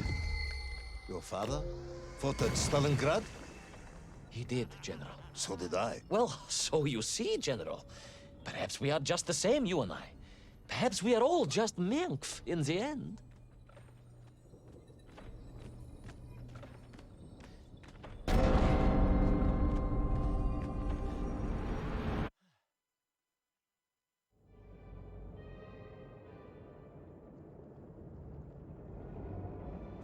What possible use in the construction of a bomb could be found in the belly of a giant whale? Were you perhaps planning on using a worm as a fuse? That would be ridiculous, General. I would hate to undermine your otherwise entirely plausible account. You forget, General. The belly of the beast was full of shipwrecks.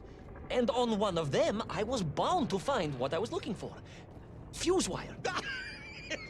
Comrade, yes, you'd forgotten all about the fuse until I reminded you, hadn't you? General, your cynicism is unbecoming to a man of your rank and stature.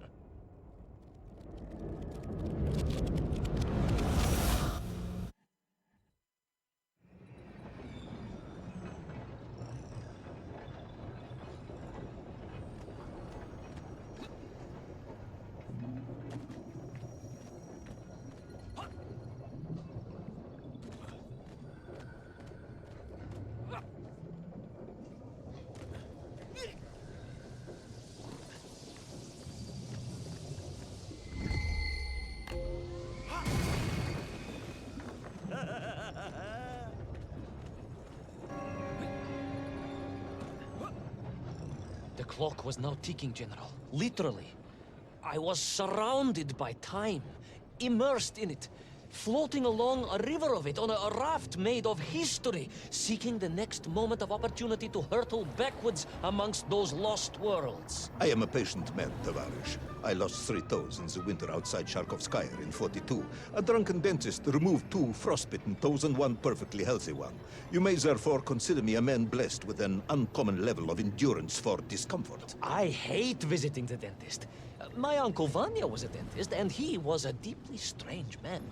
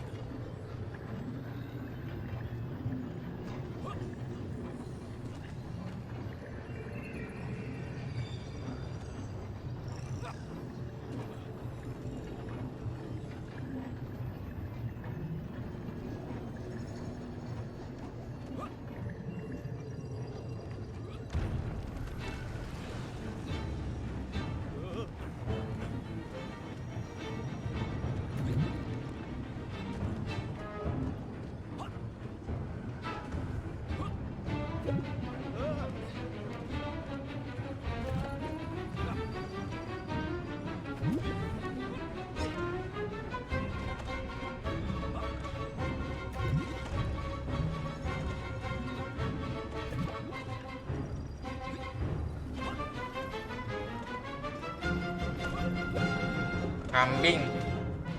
Bikin deg-degan aja. Oh.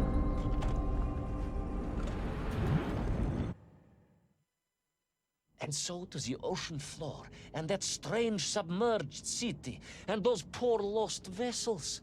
To find a shell case to hold all of my scavenged ingredients, the last piece I needed to construct my bomb. Ah, yes, I have been waiting for this. General? Time, Ivan Ivanovich. Whilst you have rambled on and on about it, I have simply bided mine. I am a patient man, as I have said. Yes, I don't feel I paid enough attention to the story about your toes. Do you have specially made shoes? Enough!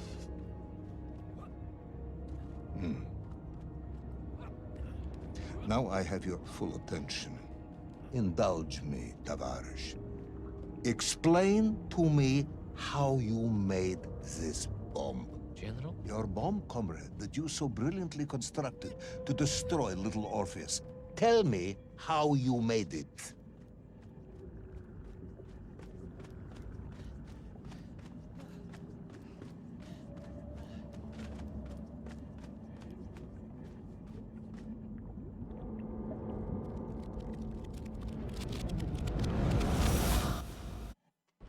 Well, In detail. The type of detail that should present no problem to a man who is actually capable of building a bomb, which I suspect would be an entirely different man to one who cheated on his entrance exams for the cosmonaut program.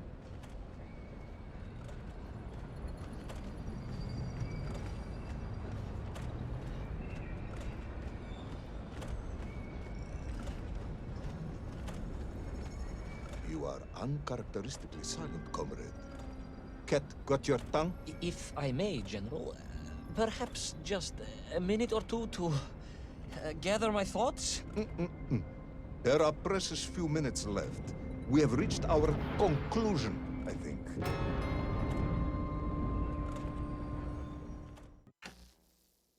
Oke, episode 8.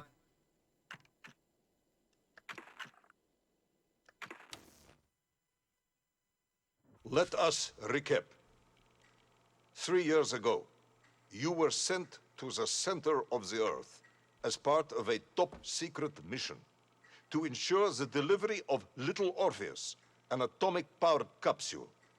You promptly vanished until you casually wandered up to Molodiyozhnaya station 3 years later, claiming to have saved the world, but lost little Orpheus in the process. Is this correct? Yes, General, it is, but... You are charged with many crimes against the state, including desertion, lying to a superior officer, and sedition. Any one of these charges bears the punishment of execution by firing squad.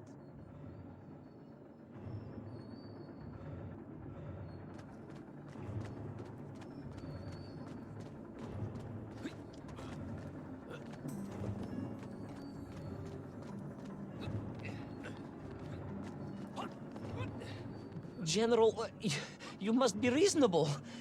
I did my best. It's all true, I swear. I swear upon the lives of my family. Oh, do you? Auntie Marcia and Uncle Vanya, the traveling tinker and the pig dentist, or perhaps Cousin Pavel, the criminal mastermind with the unhealthy taste for eggs. How stupid do you think I am, Comrade Devalov?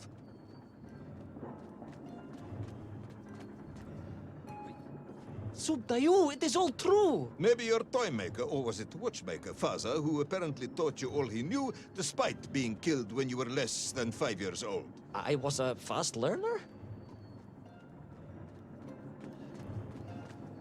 You have precisely 1 minute to convince me not to summon the guards, and have you shot on the spot. A minute? A lifetime. It's all I need, General. I was astounded. My father, I told you, I think I told you, he was a toy maker, and he often played with clockwork parts. Tavares. But this made all those childhood wonders pale into insignificance. And it was fortunate indeed that my uncle, my uncle... Vanya, the pig dentist? No, my other uncle, Sasha, had taken me mountaineering in the Urals during my childhood, for it was only by scaling these giant mechanical parts that I would reach Little Orpheus. Yes, I had been thinking that it seems awfully convenient that you were such an accomplished climber. I don't, however, recall any mention of this Uncle Sasha in your file. He was a very private He was man. a very unlikely man. That was Uncle Sasha's blessing and his curse.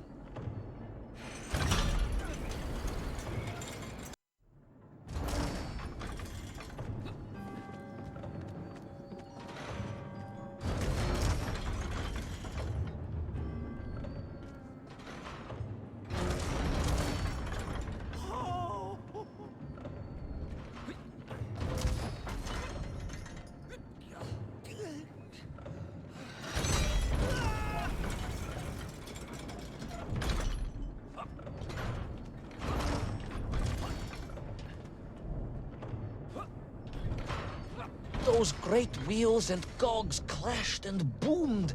The vast hands of all time crunching forever and ever around. Ivan Ivanovich. Pendulums and springs and great big wheels and tiny little wheels. Tavarish Privalov, stop! Though at least the Mengf were not here, especially as they seemed to infest the world below the surface. Mengf, Mengf everywhere. Mengf, Mengf, Mengf. Many Mengf. Mengf aplenty. Mengf. You are babbling. Comrade, enough.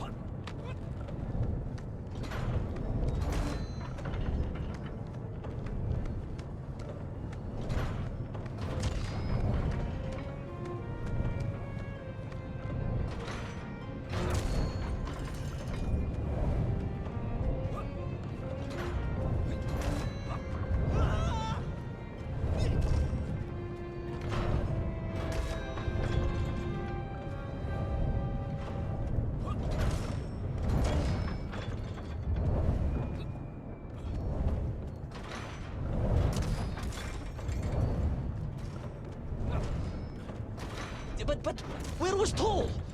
Aha! High above. On the clock face, perhaps. With his radios and his crystals. If I could just reach him, I could use the bomb. There is no bomb. You have no idea how to make a bomb. You have no idea about how to do anything one might actually expect of a cosmonaut. The bomb? Ivan Ivanovich!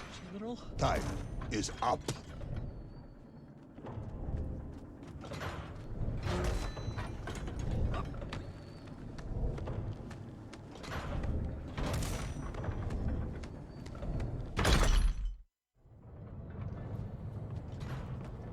Stop talking, Tavarish. You don't know what happens next. It is obvious. You've done Very well. I applaud you for your efforts and your story. It is a wonderful tale, Comrade Privalov. I have enjoyed it immensely. But every story needs an ending. And it is clear yours does not have one.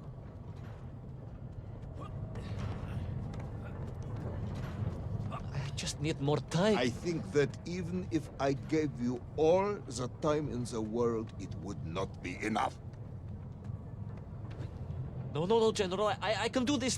That is, I remember what happens next. I just need to catch my breath and compose myself. We both know how this story ends, comrade. But little Orpheus, you haven't heard what happened. We will find out soon enough. You will be executed, and another expedition will be sent. No, you cannot. You cannot. We must never go back. You don't understand. Make me, then. Make me understand. I am a kind man, although you may not believe this. I do not want to have you shot. So help me. Make me understand. Tell me what happened to little Orpheus.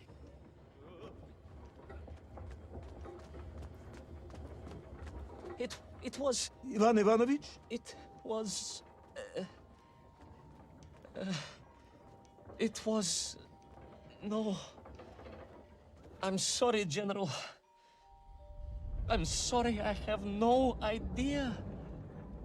You are right. I simply cannot think what happened next.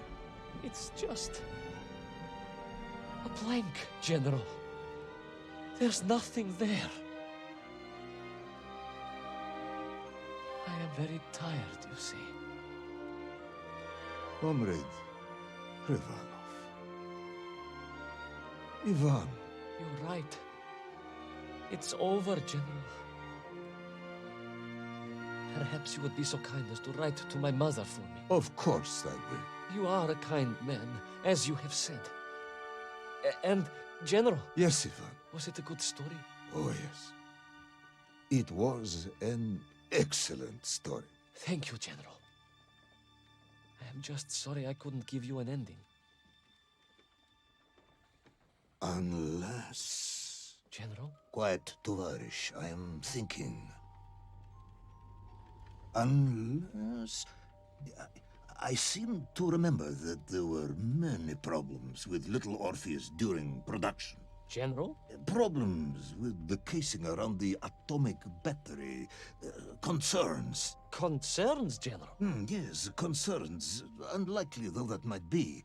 Yeah, it seems if I remember that it failed to secure properly. A sharp blow could spring the hatch and expose the fragile casing of the bomb to any would-be vandal. I'm not sure I follow. A resourceful yet forgetful hero might, one would think, take advantage of that fact. But how, General? Where would I find something to strike it with? The son of a watchmaker would easily find something within a giant clock mechanism that resembled a hammer, surely. A hammer? Why, yes, General. I do remember now. I grasped the hammer-shaped thingamabob. Let's just agree it was a hammer, Ivan. Yes, of course. Let's do that. I recovered my senses, shook my head, and looked about me. In my distracted stupor, I had climbed further up the tower than I ever thought possible. In front of me was the clock face, and I gazed out through it at the sheer expanse of history. And I knew whatever happened next... The hand of destiny had fallen upon your shoulder. Yes, it had. And what an extraordinary hand it was. Kebanyakan omongnya.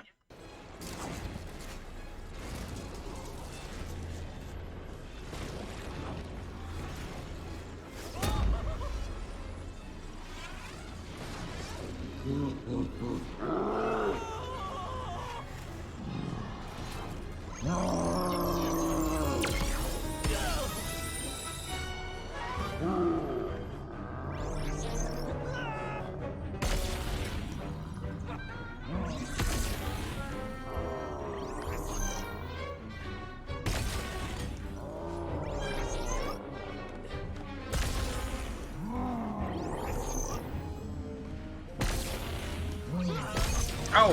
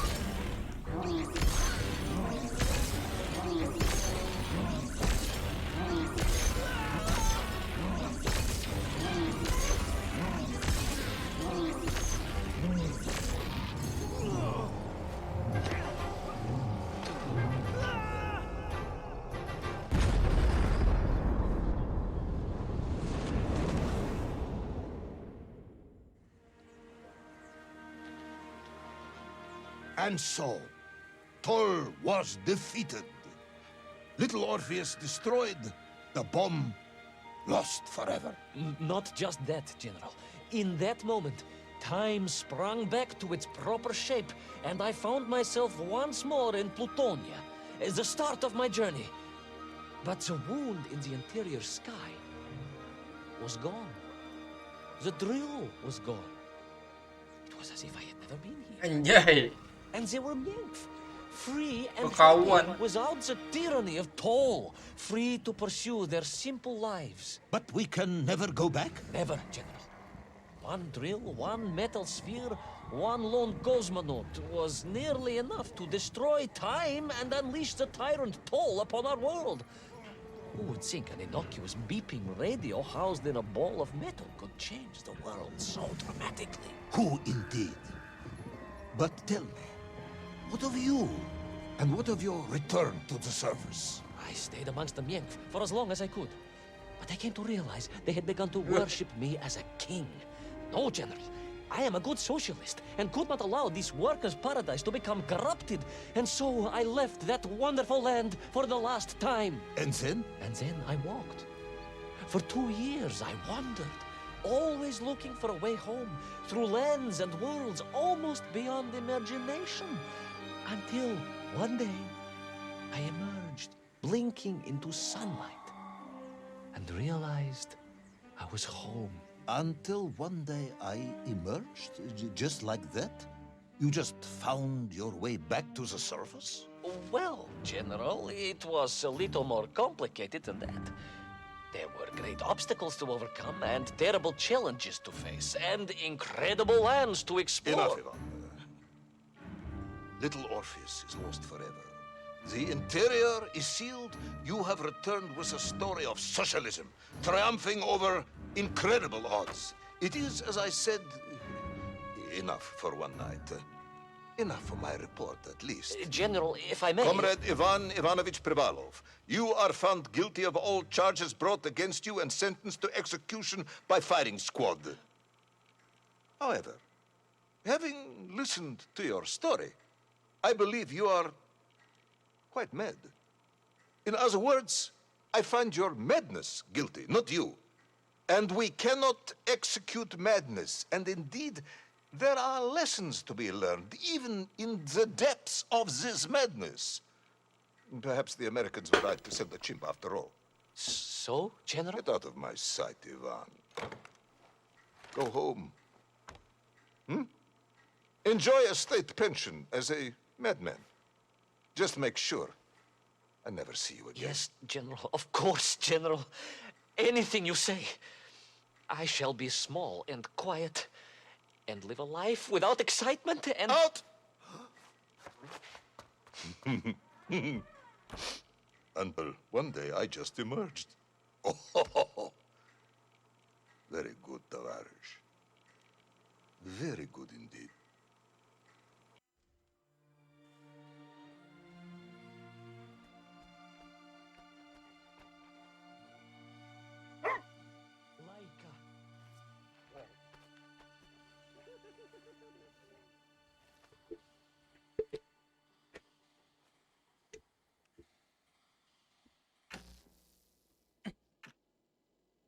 Oh, di episode 9.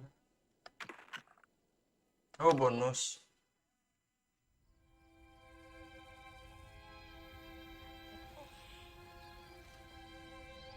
Who's the best space dog?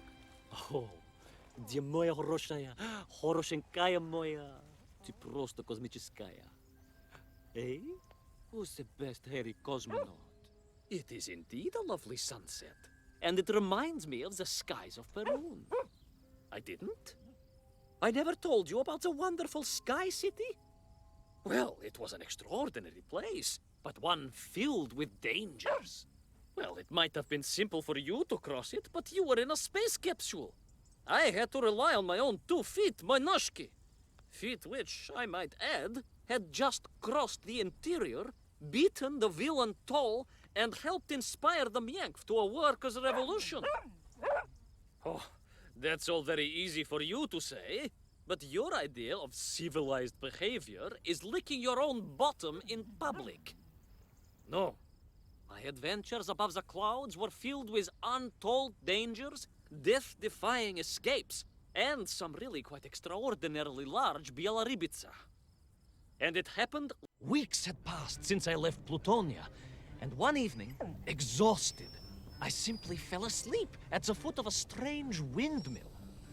And when I awoke... Well, that thought didn't cross my mind. I was exhausted after all. This is beside the point, my nosy canine friend. What matters is this. When I awoke, the windmill and the ground around it had been carried high into the air. What magic was this? Что за магия? As unlikely, perhaps, as a suitcase-sized dog orbiting the center of the Earth for many years. Ada-ada aja. Quite. Pesawat lah di dayung. Emang bisa pesawat di dayung? Quick as a flash, Kakmonia, my training leapt into play, and I began to paddle the strange contraption through the clouds in search of answers. It is entirely possible that a miller who owns a windmill capable of levitating high into the air may also own a flying machine. Oh, now you're just being silly. May I continue my recounting of how I sailed over the sky gardens towards the mystical city of Peru? Oh, I must, my moj ušati drug. I must.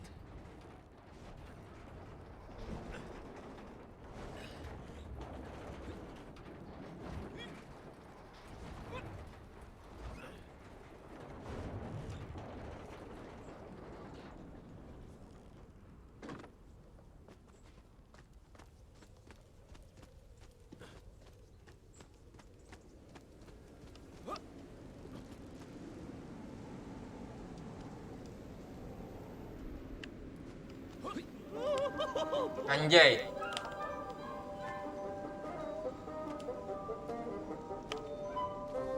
Ada-ada aja.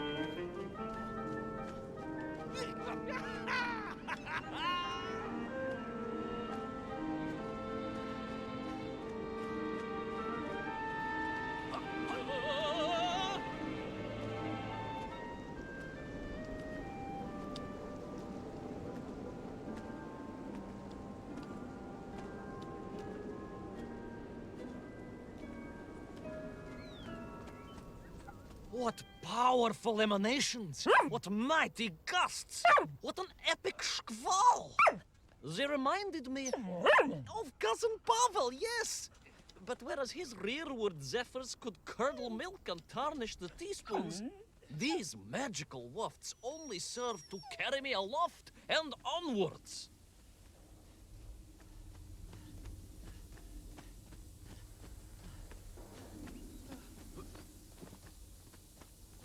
Puzzle.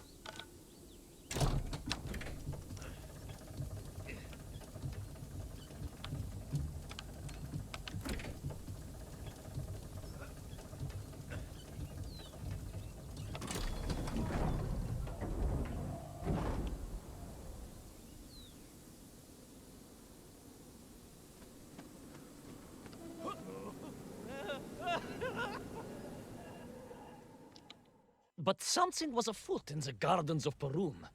This horrid muck staining the surfaces and making my nose curl. Yes, it was positively pavilion in scent. But it did not belong here. I think I once told you of Auntie Masha's passionate encounter in a cable car with the manganese entrepreneur from Chatura. Now, Auntie Masha told me that there was a disagreeable stain and smell all around those factories and smelting works. Our industry is not without its dangers. Could it be that the once bucolic gardens of Perun were being corrupted by unchecked pollution? After all, science is a double-edged sword, my bristly confidant. Consider Zemikov.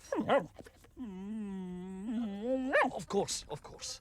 I apologize. Прошу прощения. Two-headed dogs is perhaps a rather insensitive analogy, but not without justification in this instance. I have seen the blemished lands around Norilsk, but I could not believe that I would find such pollution here. But this was nothing to the true horror of what was shortly to unfold.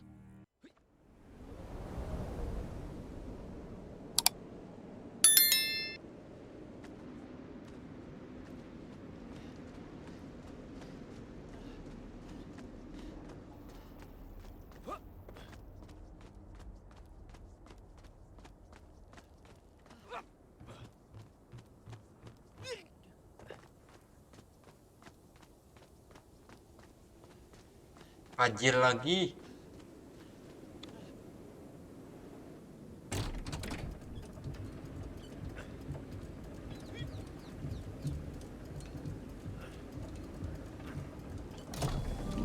Oke. Oh.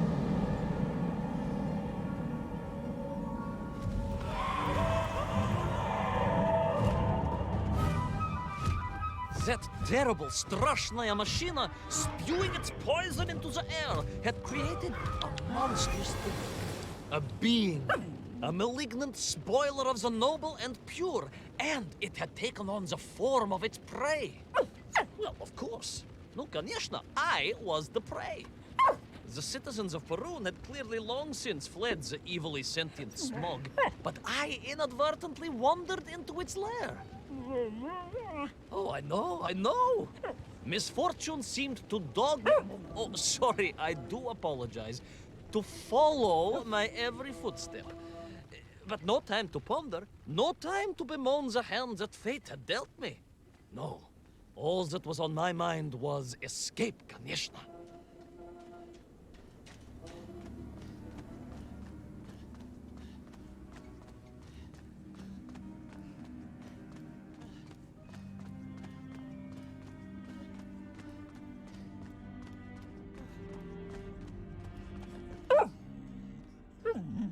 Yes, it was most interesting. The windmill seemed to be from an earlier age. Perhaps this was a devastating warning of the destructive power of unfettered industrialization. I most certainly had not forgotten about the windmills. I did not get carried away. You are missing the point. Perhaps because you are only a small dog. Oh, a brilliant, brave, spacefaring dog, of course, but a small Sabashka nonetheless.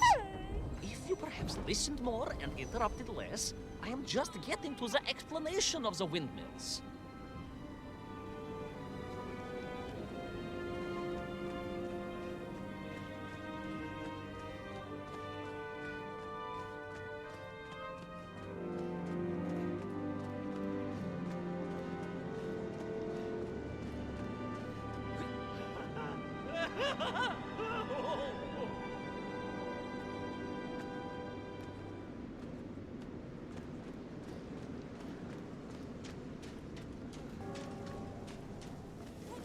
Ow!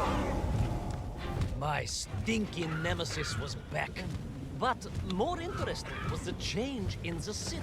The windmills were fading out, clearly obsoleted, mothballed, relics. Instead, a sense of an obsession with power was apparent. Vast engines, terrible machines, ever hungry and reliant on the rapid consumption of fuel, the production of toxic fumes and choking gases.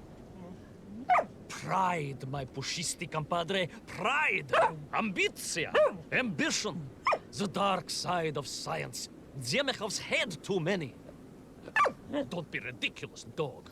Only a Durak with the intellectual capacity of a ringworm would think windmills are in any way harmful.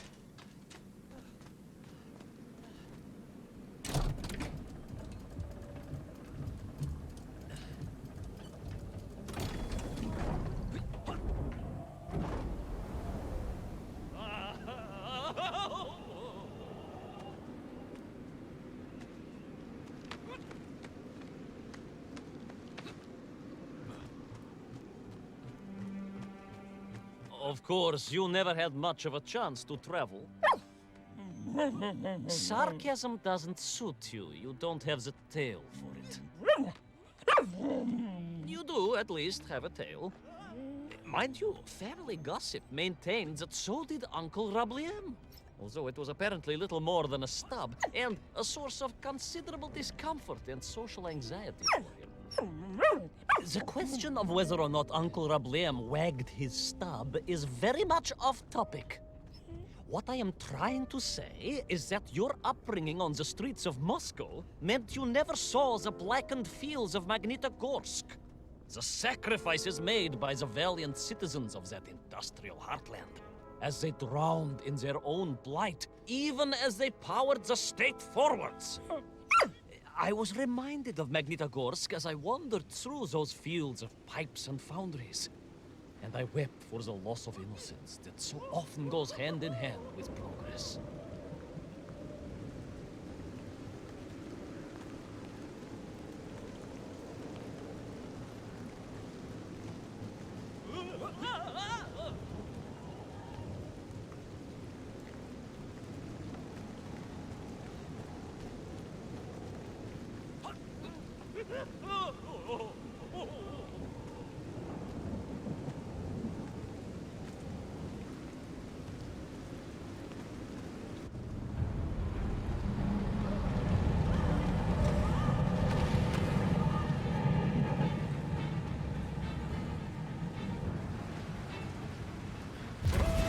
Au. Udah kaki sakit, dikejar ini lagi.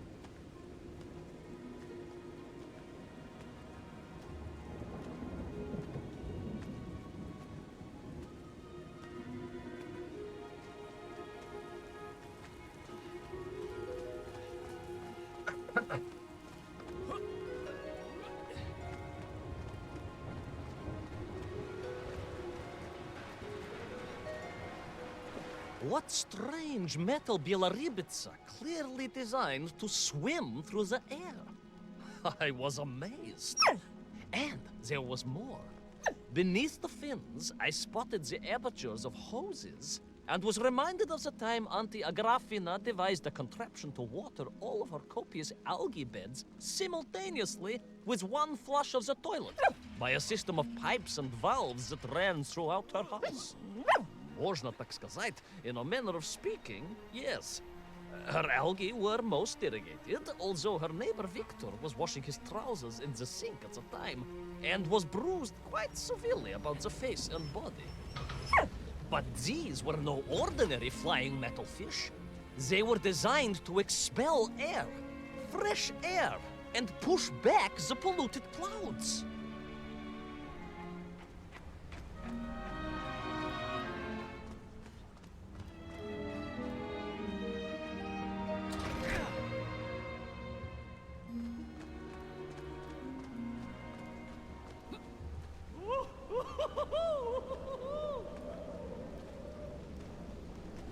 There is, of course, a fine tradition of looking to nature to solve problems of a scientific or military persuasion. Yes, as you well know. My nephew, Sergei...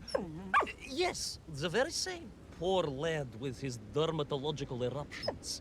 Well, Sergei was stationed recently at Kazachya Bukhta, where dolphins... dolphins? Were being trained as brilliant aquatic agents of socialism. Why not then be inspired by marine life? Why, there is a fish, I have heard, that can shoot jets of water from beneath the surface to knock its prey off little tiny twigs and into its mouth. If you were to tell the average mushroom sheriff that a dog would orbit the Earth, I suspect you would receive a similarly sneering response. No, that is because you are a small, hairy hound of uncertain parentage. I, on the other hand, am a cosmonaut, the product of many months of training, and I realized the answer to pollution was here all along. The Peronians, tragically, had simply never had time to finish their fleet. If only I could find a working flying fish. If only. If only. Yes.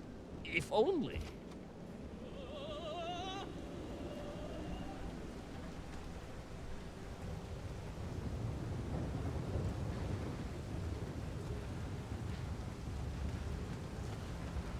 It made perfect sense, of course. The poisonous Tuhata that engulfed Perun was like a nasty cold. And you know what to do with a cold to rid yourself of it. You may not get colds, but nor can you operate pea-shelling machinery. So, don't get ideas above your station. We humans, on the other hand, may produce up to 16 million perfectly unshelled peas in an average shift. But we are martyrs to our sinuses. But to clear them, aha! These are remedies we Russians have been perfecting over the long centuries of harsh winters. Onions. A quick snifter of onion oil will clear your head faster than a Pragviev can clear a hypothetical minefield. Yes, if I could find a functional fish, I would become that onion.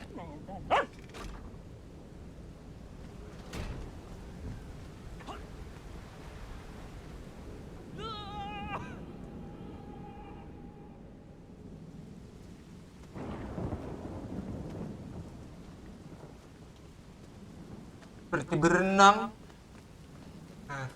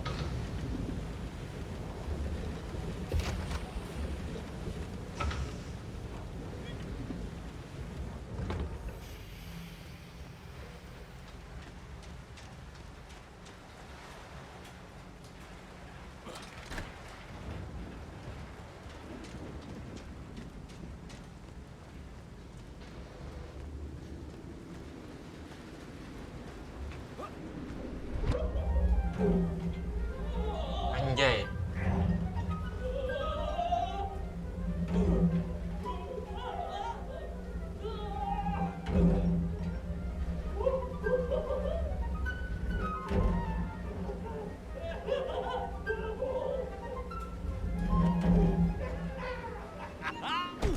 Anjay.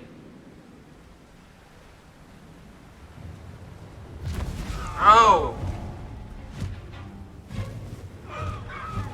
I was close. I could feel it. Yes, the working fish, the ribka. I could feel I was at the heart of Perun, and my noxious pursuer had renewed its chase with a terrible vigor.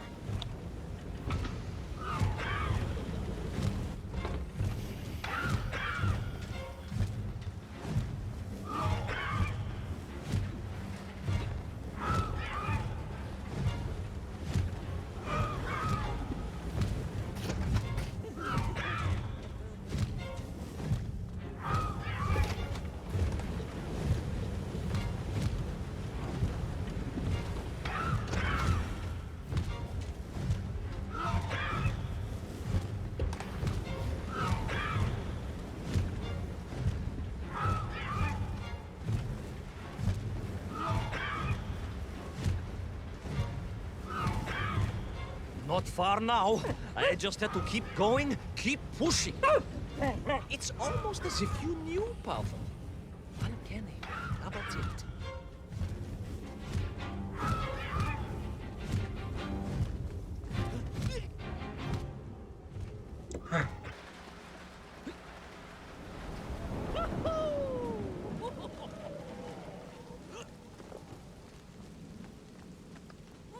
There she was.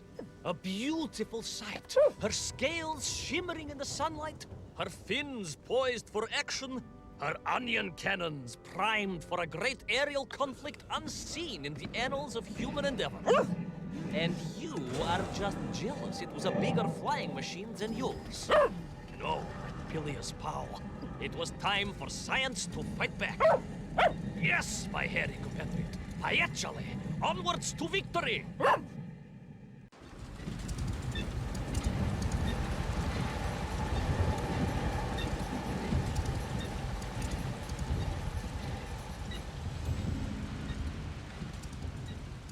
Anjay. Ada aja.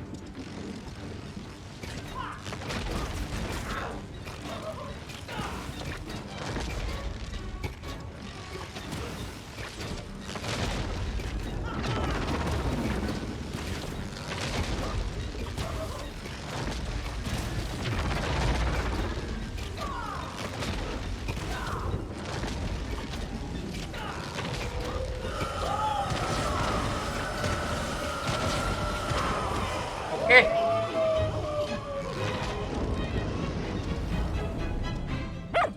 It was a miracle. I found myself swooping through beautiful clear skies, the strange interior sunlight gleaming on the sides of my fishy vessel. I heard birds clear their little throats and begin their wondrous gvalt, the wind gently humming on the fins.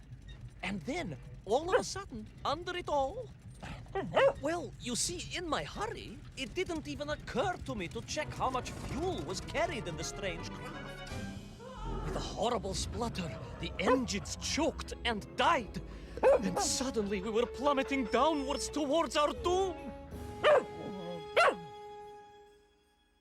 I did not. A simple mistake that many have made. Why, my Aunt Agrafina met her untimely demise being late for a fungal sculpting seminar and making exactly the same error. Only, unfortunately, it left her stranded in sub-zero temperatures just outside Pravachitsinsk. She wasn't found until 18 years after her own funeral, but was perfectly preserved. Remarkable, really. It is beside the point, yes. So, there I was. My fabulous ship had become a terrible prison. I was hurtling to my almost certain death. My triumph turned to tragedy. But then... Well, you know what happened next. Even so, mooi magnati droog, that is a story for another time. A most extraordinary story, of course, filled with dangers and wonders, and canals, and invasions, and strange doorways to other worlds. But perhaps too long a story for now. Yes, indeed, my canine tavarish. Time for soup. Auntie Agrafina's famous borscht. Coming? Oke guys, akhirnya tamat juga. Ya udah kalau gitu saya Adit Sundai pamit. Terima kasih banyak sudah nonton. Sampai jumpa di video-video selanjutnya. Bye bye. Assalamualaikum.